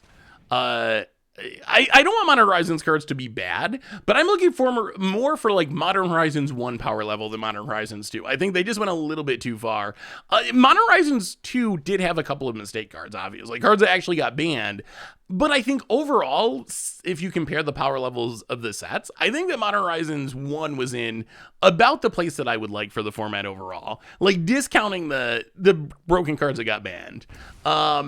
So that'd be one thing. The price thing, more reprints, not putting Modern Horizons staples in Mythic as often as they do now.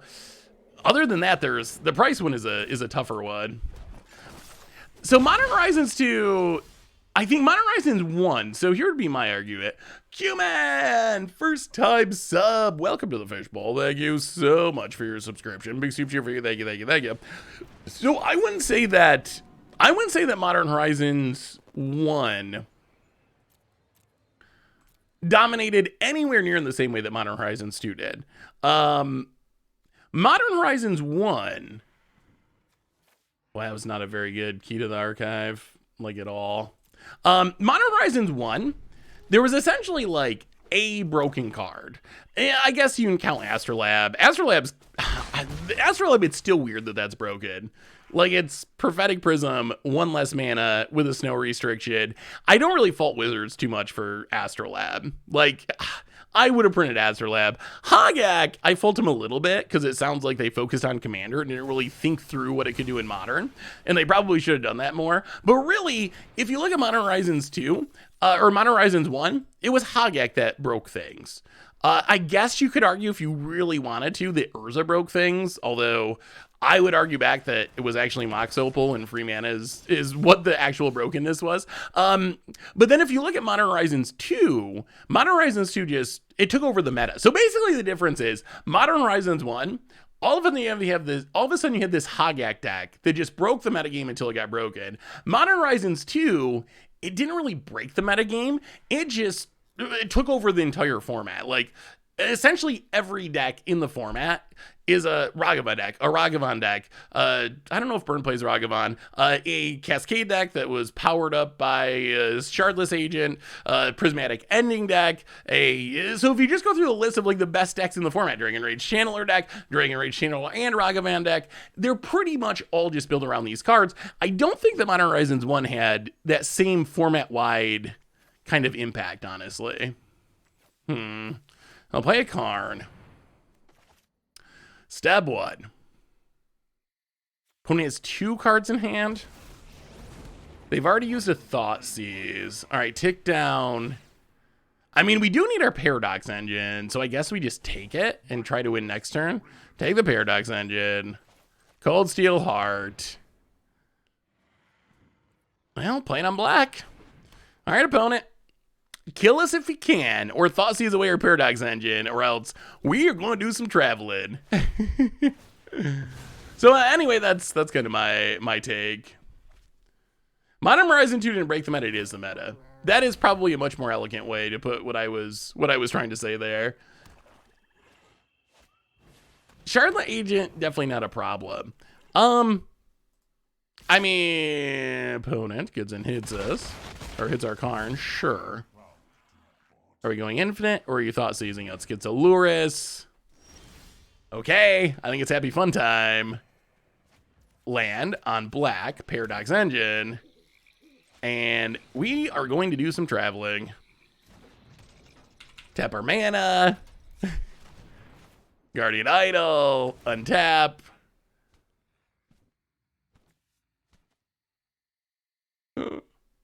Wait, you don't have an instant speed answer to this, do you? Opponent. Opponent. No. No. We're just trying to have some fun, opponent. We're just trying to go infinite. Don't mind us. None of this interacting. Kids these days with their interaction. Flow some mana. Do some traveling. All right. Maybe our opponent does not have some interaction. Hey, what's up, Gunio? I haven't talked to you in a minute. How you liking Alchemy? Also, thank you for the raid. Welcome, Raiders. Hello.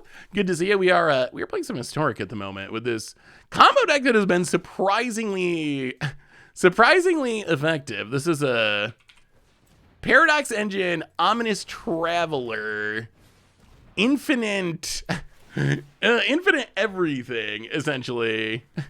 Infinite everything deck. Oh, it's the oven that's slowing things down. That makes sense. Very excited about the Ominous Traveler Paradox Engine.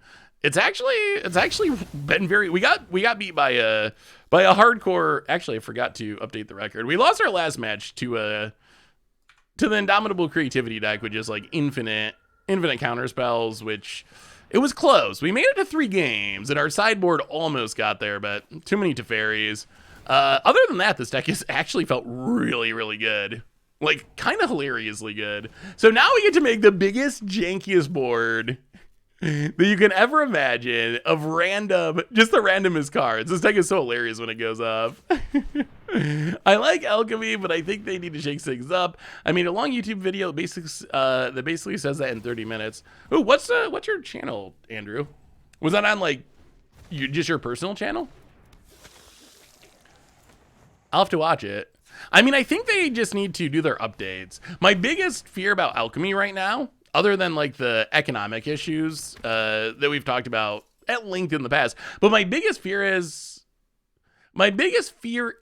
if Wizards doesn't actually do updates frequently, like monthly, it really loses a lot of its appeal. Like, that's a whole gimmick, is it's going to change quickly. So if you have Fearsome Whelp or Inspiring Captain or whatever that's too good, the whole reason we're playing Alchemy is because it shouldn't be too good for long. So we'll see. I really think that Wizards needs to be like announcing. I haven't watched your video yet, but I will. My opinion is Wizards needs to be announcing a round of changes in the next week or so. I know they were out for the holidays, which probably slows it down. If they weren't out for the holidays, I would definitely be expecting it like within the next week. But I do think they need to actually be consistent with it. if they just stop making updates, it's really going to kill my interest in playing the format. All right, so we're going to make the biggest board of spirits, apparently, with some vampires thrown in. Sure, dominating vampire. Blow some mana. This deck is so funny. Run it out. Do some tapping. We will take your Shambling Ghast. So I think, actually, hilariously, so this combo, I believe this combo actually deterministically wins us the game this turn. Because what's going to happen is eventually, as we randomly spin through our deck, we will eventually get enough vampires and enough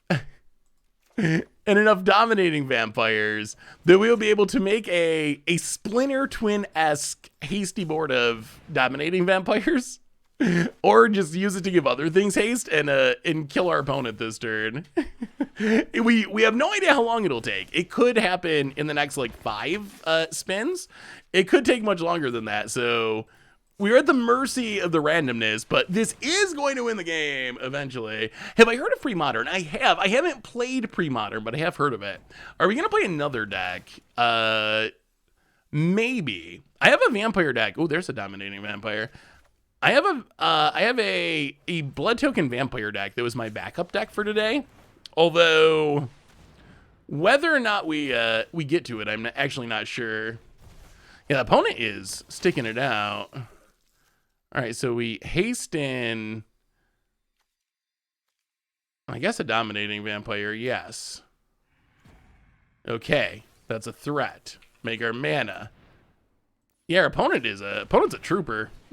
they're not going to give up. I wonder if they realize that they're literally dead here. I mean, in some unknowable amount of time. The monkey will eventually, exactly. We're just waiting for the monkey. Except our monkey is a whole bunch of dominating vampires. This has got to be like, oh yes, there's another one. There we go. That's what we were waiting for. Number 2. So how many of these do we need to actually kill our opponent? So this is 6 damage. So we got a 20% chance of hitting a dominating vampire. We need to deal 20 damage with dominating vampires. So we need 7 dominating vampires. It takes an average of 5 spins to get one. So 35 drafts, I think, should get us lethal dominating vampires. If I'm doing that math anywhere close to right. Would this count as 4 horsemen? Because we are adding a creature to the battlefield every time. Like, would this run into loop issues? I mean, the combo's faster if our opponent just concedes. But apparently there's no time issues because we keep doing new things. So Arena's not timing us out. I mean, I guess we've also made enough mana that we can just start taking the biggest thing. And using the biggest thing, if there's not a dominating vampire, we should just take the biggest thing because that's going to speed this up. Oh, I forgot to... Yeah, we forgot to float mana this time. Doesn't really matter. We have plenty of mana floating. All right, float mana, Ominous Traveler. So the next dominating vampire can make this werewolf hasty. Our opponent's actually going to make us do this. Oh, there it is. There it is. Boom. Domi number 4. All right, dominating vampire. 3, 6, plus 5, so we're up to 11 damage. Give that haste, yes. It's happening. Oh, I can't play that. All right. Yeah, we already got a Tovolar, float our mana. Well, thank you, opponent. You get to see the kill in all of its glory. The problem is our creatures don't have haste. We need to find dominating vampires because they give our creatures haste. So we have more than enough creatures, but they don't win right away. And if we pass, then our opponent could theoretically just like wrath our board or something. So we're trying to do... Oh, are we starting to time out? Oh, it is happening. Uh-oh. Wow, this clock is just, no matter what we're doing, the clock is running. Uh-oh. Wait, what is Arena doing? Isn't the clock supposed to stop running if you're making actions? This is just burning. It wasn't doing this earlier. It is getting us. This clock is really getting us. It is just going all the way down. I don't understand. Now our opponent's gonna scoop? Opponent, well, thank you, opponent, I guess. Or not.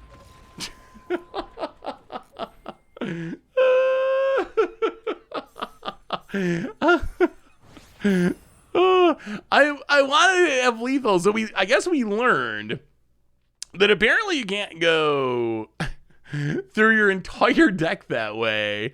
Our opponent, shout out to our opponent, who was probably trying to help us by... Yeah, I'm surprised that the clock, it didn't run, it didn't seem like it was running for the first tons of times we went through the loop. Then all of a sudden, it was just like, nah. No, you are not going to keep doing this. Opponent was being nice, not killing the Traveler. Wait, how did they have to kill the Traveler? I mean, if they could have killed the Traveler, that would have made their life much better. Would have been a little bit better, I would say. Oh, they had the Shambling Guest, you're right. Yeah, that was definitely a pun.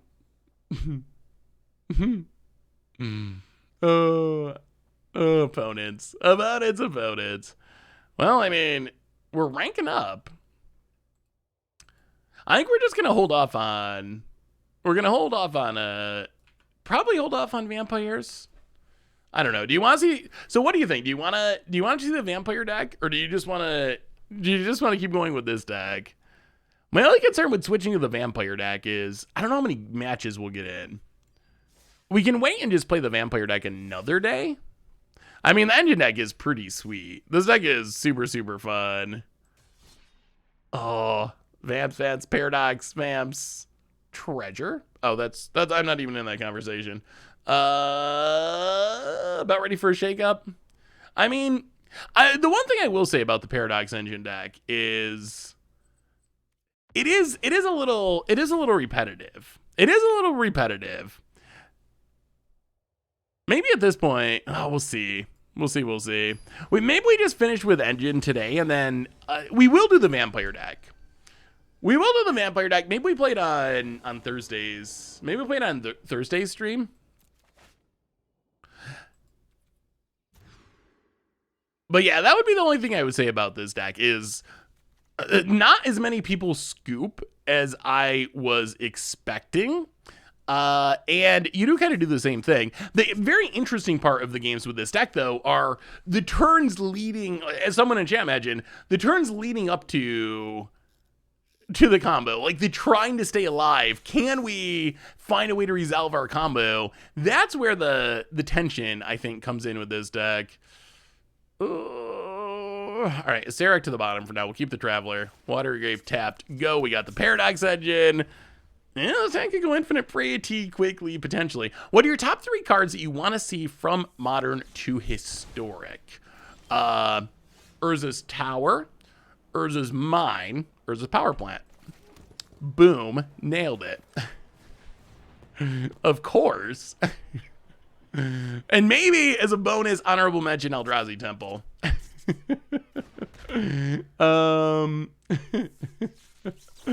I saw Scott Natty play this deck last weekend in his historic decathlon run. Yeah, I saw a best of one list based around this synergy floating around, and I tried to turn it into a best of 3 deck and make some updates. Ooh, Lotus Field, interesting. Oh no. Okay. Well, that's frightening. That means our opponent has a pretty ridiculous amount of mana. I'll play this on black, play a Mind Stone, pass the turn. Would you mind saying hi to my girlfriend, Kelsey? I let her know you're my favorite streamer, and she likes MTG to watch you. And if she likes MTG to watch her, well, Kelsey, hello. Welcome to the stream. Hope you are enjoying it. Oh my god, again. Oh. Oh. Oh. Oh. Are we winning? Are we winning? Are we winning? Oh, that's a land. Okay. Oh, this is going to be close. But welcome, Kelsey. Welcome, welcome, welcome. Okay, here we go. Here we go. Oh, this is going to be so close. This is where the combo's so risky. We only got 3 mana. I think odds are pretty in favor. Oh, no spell pierce, please. Oh, no. Are we going to lose to a stifle? That would be the most brutal loss. Paradox Engine. Do a bit of traveling. Find a dominating vampire. Dominating vampire. Pick him up. We probably should have just taken the cheapest thing, honestly. That's probably the correct way to do it. But I don't think we can fizzle with 3 mana. Dominating vampire. We're using all of our dominating vampire luck early. And I mean, I think we just win now. Like, I think we just do this until our opponent dies. We'll take the cheaper one.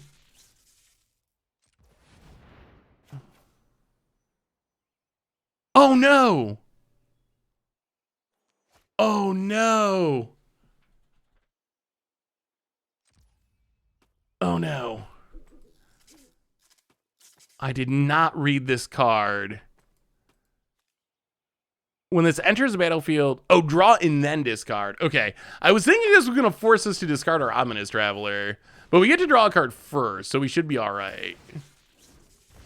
So we pick up Traveler, we draw and discard. We just discard whatever we draw. Oh, for a minute there, I had the fear. I had the fear that we're going to be forced to discard our Traveler, and this was fizzling. All right, Traveler. There we go. Now they actually start to give haste. We have enough vampires. Then we get to start hasting them in. Let's see if our opponent realizes they're dead here. Hasty vampire. Why does no one ever scoop to this combo? No one ever scoops to this combo. Arena players have they either have no patience at all, or they have the most amount of patience out of any group of humans in the entire universe. Double Q will automatically tap all of your mana. Yeah, I mean, maybe people are just enjoying the absurdity of the combo. Like, I'm enjoying the absurdity of the combo. So maybe our opponents are just enjoying it. I hope. Hopefully they're having fun. I mean, it is pretty sweet. It's just like, it's so janky. It's so janky and random, but it's actually, this deck has been shockingly successful. And now, I mean, this is, again, like we were talking about last game, this is deterministically lethal. Unless we run out of time, which we learned is an actual problem last game. So can we find enough dominating vampires to win before Arena decides we have to stop playing? That is the question. Pit Fighter, untap. Vote the mana, do some traveling. If you hit QQ, there it is. That's a dominating vampire. If you hit QQ on Arena, it will automatically tap all of your mana. Definitely greatly speeds up combos like this. All right. So that's 6 damage. Only about 1 million more. Only 1 million more. Yeah, the 1-drop zombie makes sense. We can maybe grow that into a big enough threat. So I guess we want to take zombies. Zombies and dominating vampires. Like, if it's a zombie, we take it. Otherwise, okay, dominating vampire. I think we'll just put it on the champion here. For future zombie purposes. Because that will eventually be our biggest threat. I bet our opponent has a Wrath in hand. Which makes winning this turn even more important. Socialite doesn't do anything. All right, we gotta go fast. We gotta go fast because we know this clock. Last time the clock on Arena just randomly started running and we could not outrace it. I'm a little worried here that we're gonna, okay, Champion of the Paris, that's fine. Zombies are good. Play a zombie. Untap. Oh my god. All right, I'm not really looking at the chat. I'm trying to, we're racing the clock. Okay, so it's up to a 2-2. So we have what, 8 damage? Untap it. Zombies, please. Or dominating vampires, that also works. Tap our mana. Dominating vampire. Untap it. Give the other champion of the parish taste. All right, so I think what we want more than anything. Oh, we didn't float our mana. Oh, not any of those. Zombies. Zombies. We just need zombies. Yeah, I probably should turn on auto order triggers with this deck, I guess. That would save a click, and it doesn't really seem to matter. That's a zombie. Okay, that's good. Float the mana. Headless Rider. Are we close to winning, chat? How close are we to actually having lethal here? So we have 5. Oh no. Oh no, not this again. Oh no. Oh, we're gonna lose. We're gonna lose. And now it's lagging. Oh no. That's not okay. Dominating vampire. Play it. Untap. It's lagging.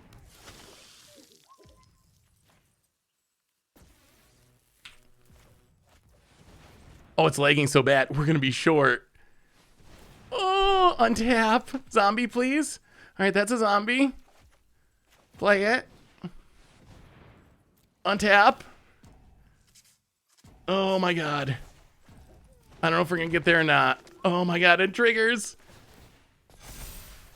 Oh, we're gonna try for one more. Oh, it's lagging. It's lagging too much.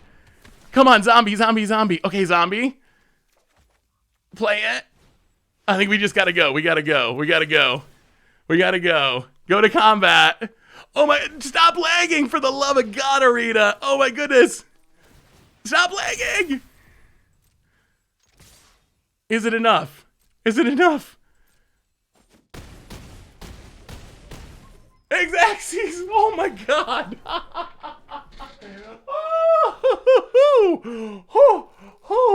Wow, there were not many seconds left on that clock. That was so close. You can press space to get past the order trigger screens quicker. I'm just gonna turn on auto order triggers after secret math genius. No, like that was a secret luck genius maybe. I think that was more just luck and help from the chat.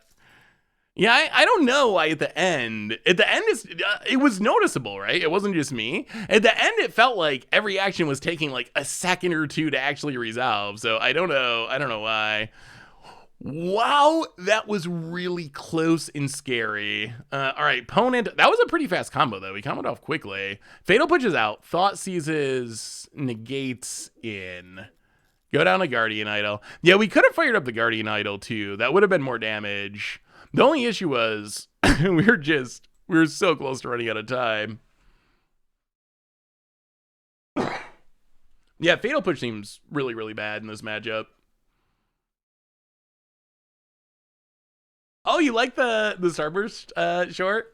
Yeah, I've been trying to do some like interesting moments from Magic's history content.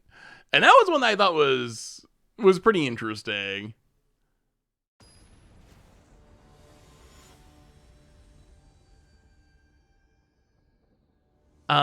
I saw one of the stream replays you mentioned about getting into Modo. Will there be a tutorial or how to start playing video coming out? My favorite videos are modern ones, but I have no way to play it. Well, Six Shot, yes, so I've done how to get started playing Magic Online videos in the past.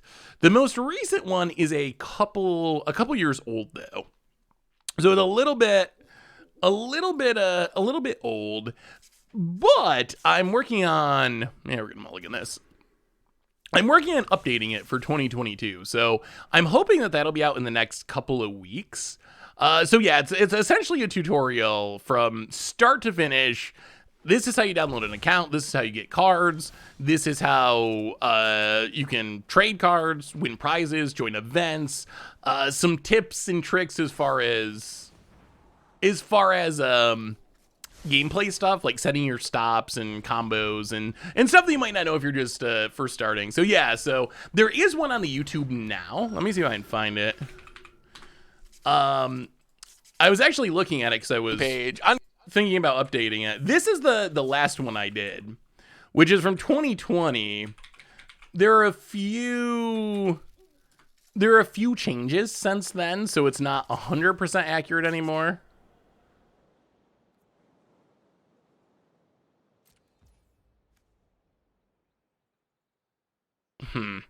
Okay.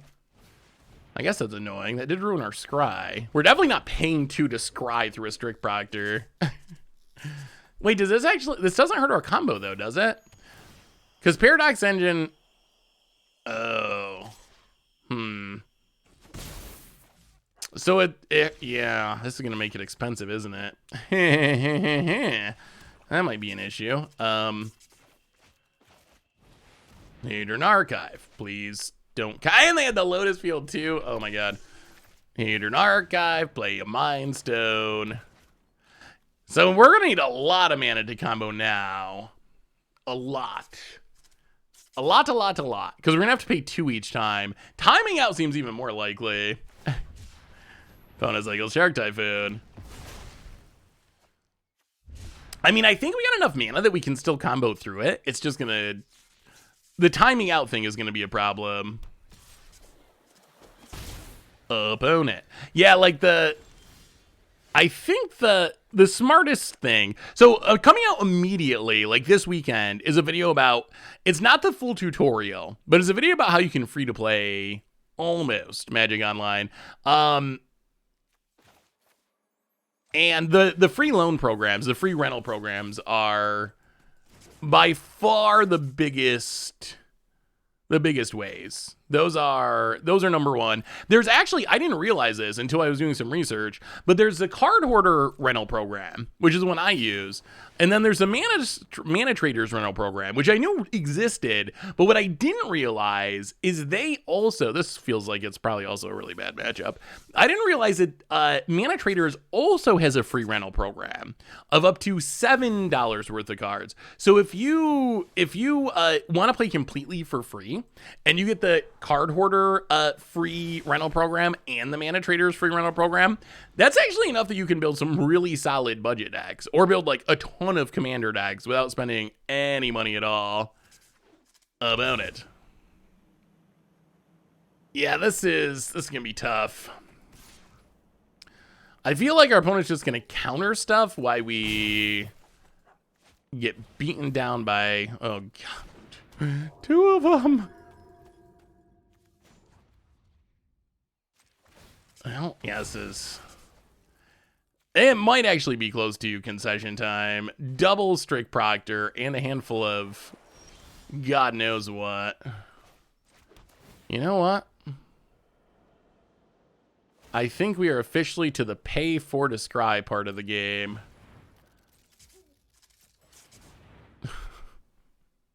Not the best part of the game. Not the best part of the game.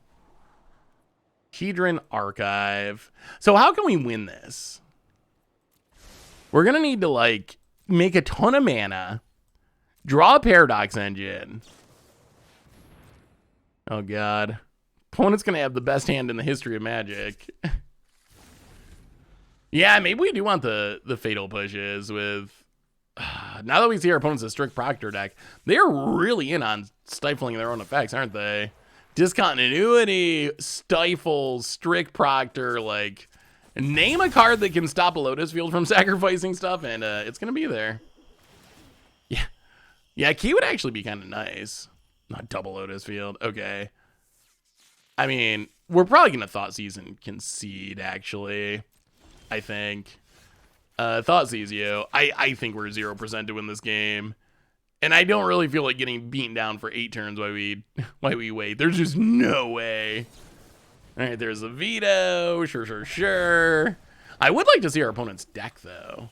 Like, that would be helpful. Sack the Hedron Archive. Nothing. All right. All right, good enough. Good enough, you got us. I recently built a deck of Werewolves and Commander, and I'm loving it so far. Tovolar is a big addition to the tribe. Tovolar is so big for... I really don't know if we can bring in Fatal Push, though. Seems so whiffy, but maybe we just have to. Maybe the negates. Maybe we go down the negates. They have vetoes anyway, so it's not like we win a counter war. I mean, I think we just need a really fast draw. These are the matchups that are troubling. Our experience with this deck so far has been, if we play against any sort of deck that is not all about counter spells, this deck is kind of insane, and it just goldfishes through everyone. But then if we play against heavy counter spell decks, it goes the other direction pretty quickly. Yeah, basically, this is the matchups we have trouble with. I don't know. Maybe we can do more in the sideboard. Do you have any? What would be the best way to? Or maybe this is just bad matchup, and maybe this deck's just not going to be blue-white control. That's also possible. Well, there's a Thoughtseize.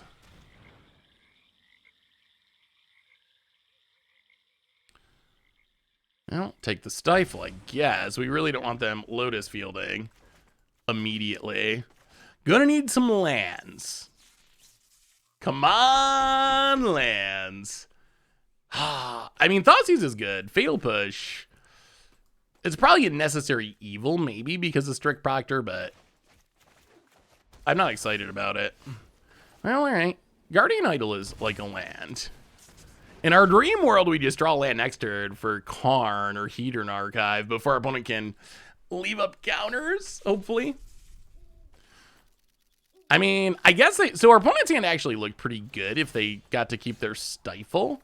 If our opponent got to keep the Stifle, they could blue mana. They could blue mana on turn 1, Lotus Field Stifle it turn 2, Memory Deluge turn 3. So it was actually like a really good hand, but our Thought Seizing of the Stifle made our opponent's hand way worse. I think I would have kept that hand if I was in our opponent's position. I always try to Obliette or Darksteel Mutation Tovolar. Tovolar is a pretty scary commander. That's my big concern with the sweet new one from Kamigawa, Satoru Yumezawa. I really want to build Satoru Yumezawa, but I think it's going to be a kill on site commander, so I don't know how often I'm going to get to do the fun things I want to do with it. I'll play the land. Scry. No Strict Proctor to ruin our day. Mind Stone to the bottom.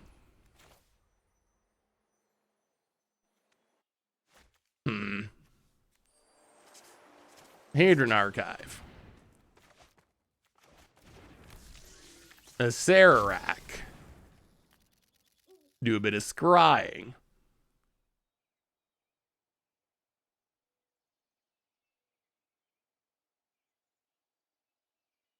We might have a shot here. We'll see. All right, Sararak resolves. Pick it up. Scry 1. Ooh, Inventor's Fair. Do we keep Inventor's Fair?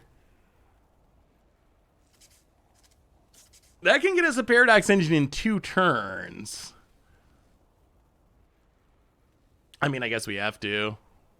Yeah, all right, we're going to keep it. Pass the turn. That gives us 2 shots at Paradox Engines. About it.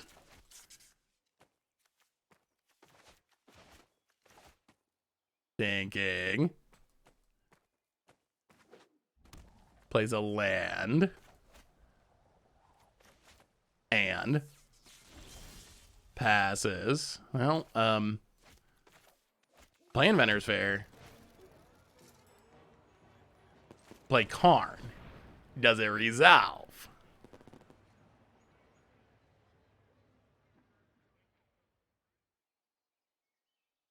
Come on. No counters. No counters. Ooh, it actually resolved. All right, Karn take down. I will not lose another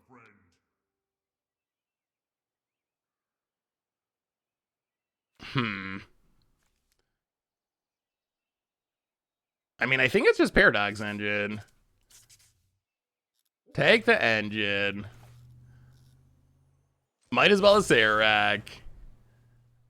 Yeah, I think we just gotta get it. It does mean our opponent knows it's coming, but... make a treasure. Okay. I mean, we're set up to go for the win next turn. We don't currently beat a counter spell, and our opponent's gonna get to Memory Deluge, but we are set up to win next turn.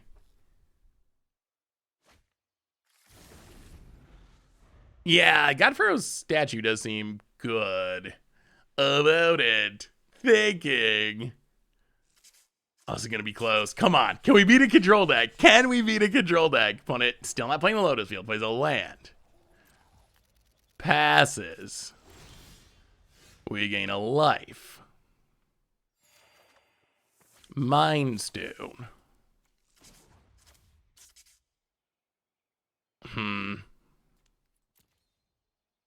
1, 2, 3, 4, 5, 6.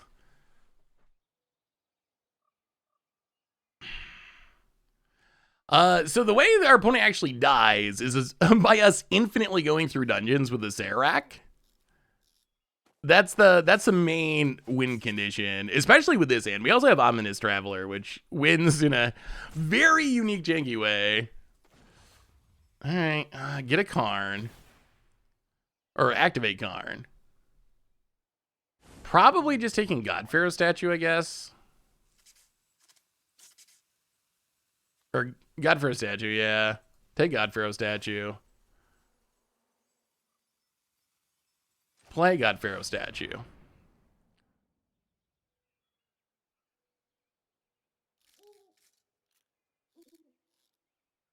If they got a counter, they're probably going to have to use it.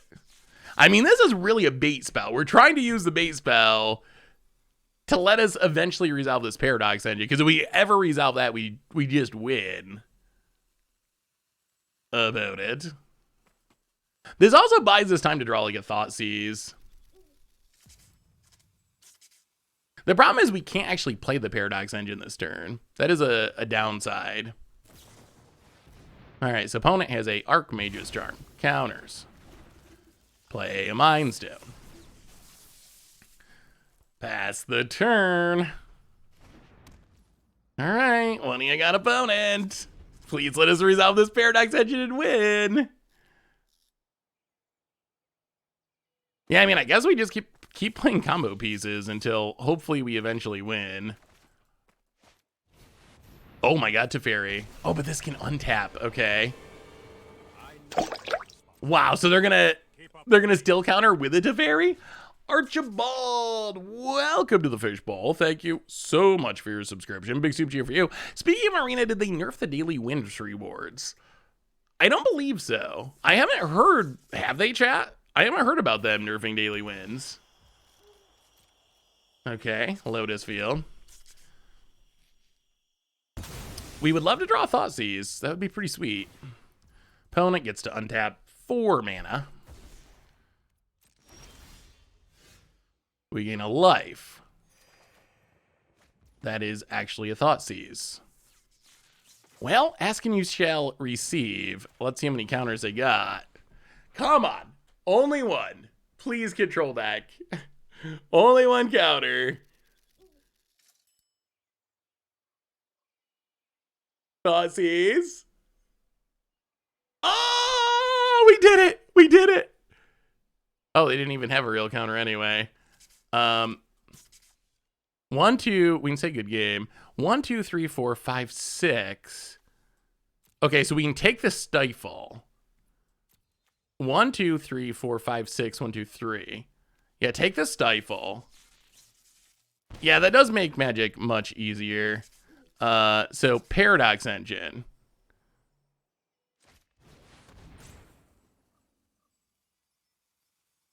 Opponent can Jwari Disruption, but we can pay. Yeah.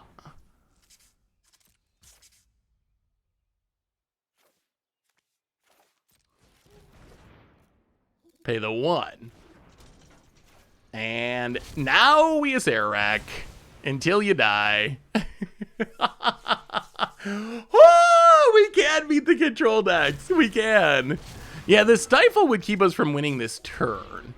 It would keep us from winning this turn because it could counter the untap trigger of Paradox Engine. But now we just have it. This definitely wins now. Pick it up, draw a card. I mean, it takes forever, but it does win. This is a tough matchup too. Ooh. Well, that's probably worth playing. This could hit something that speeds up the process.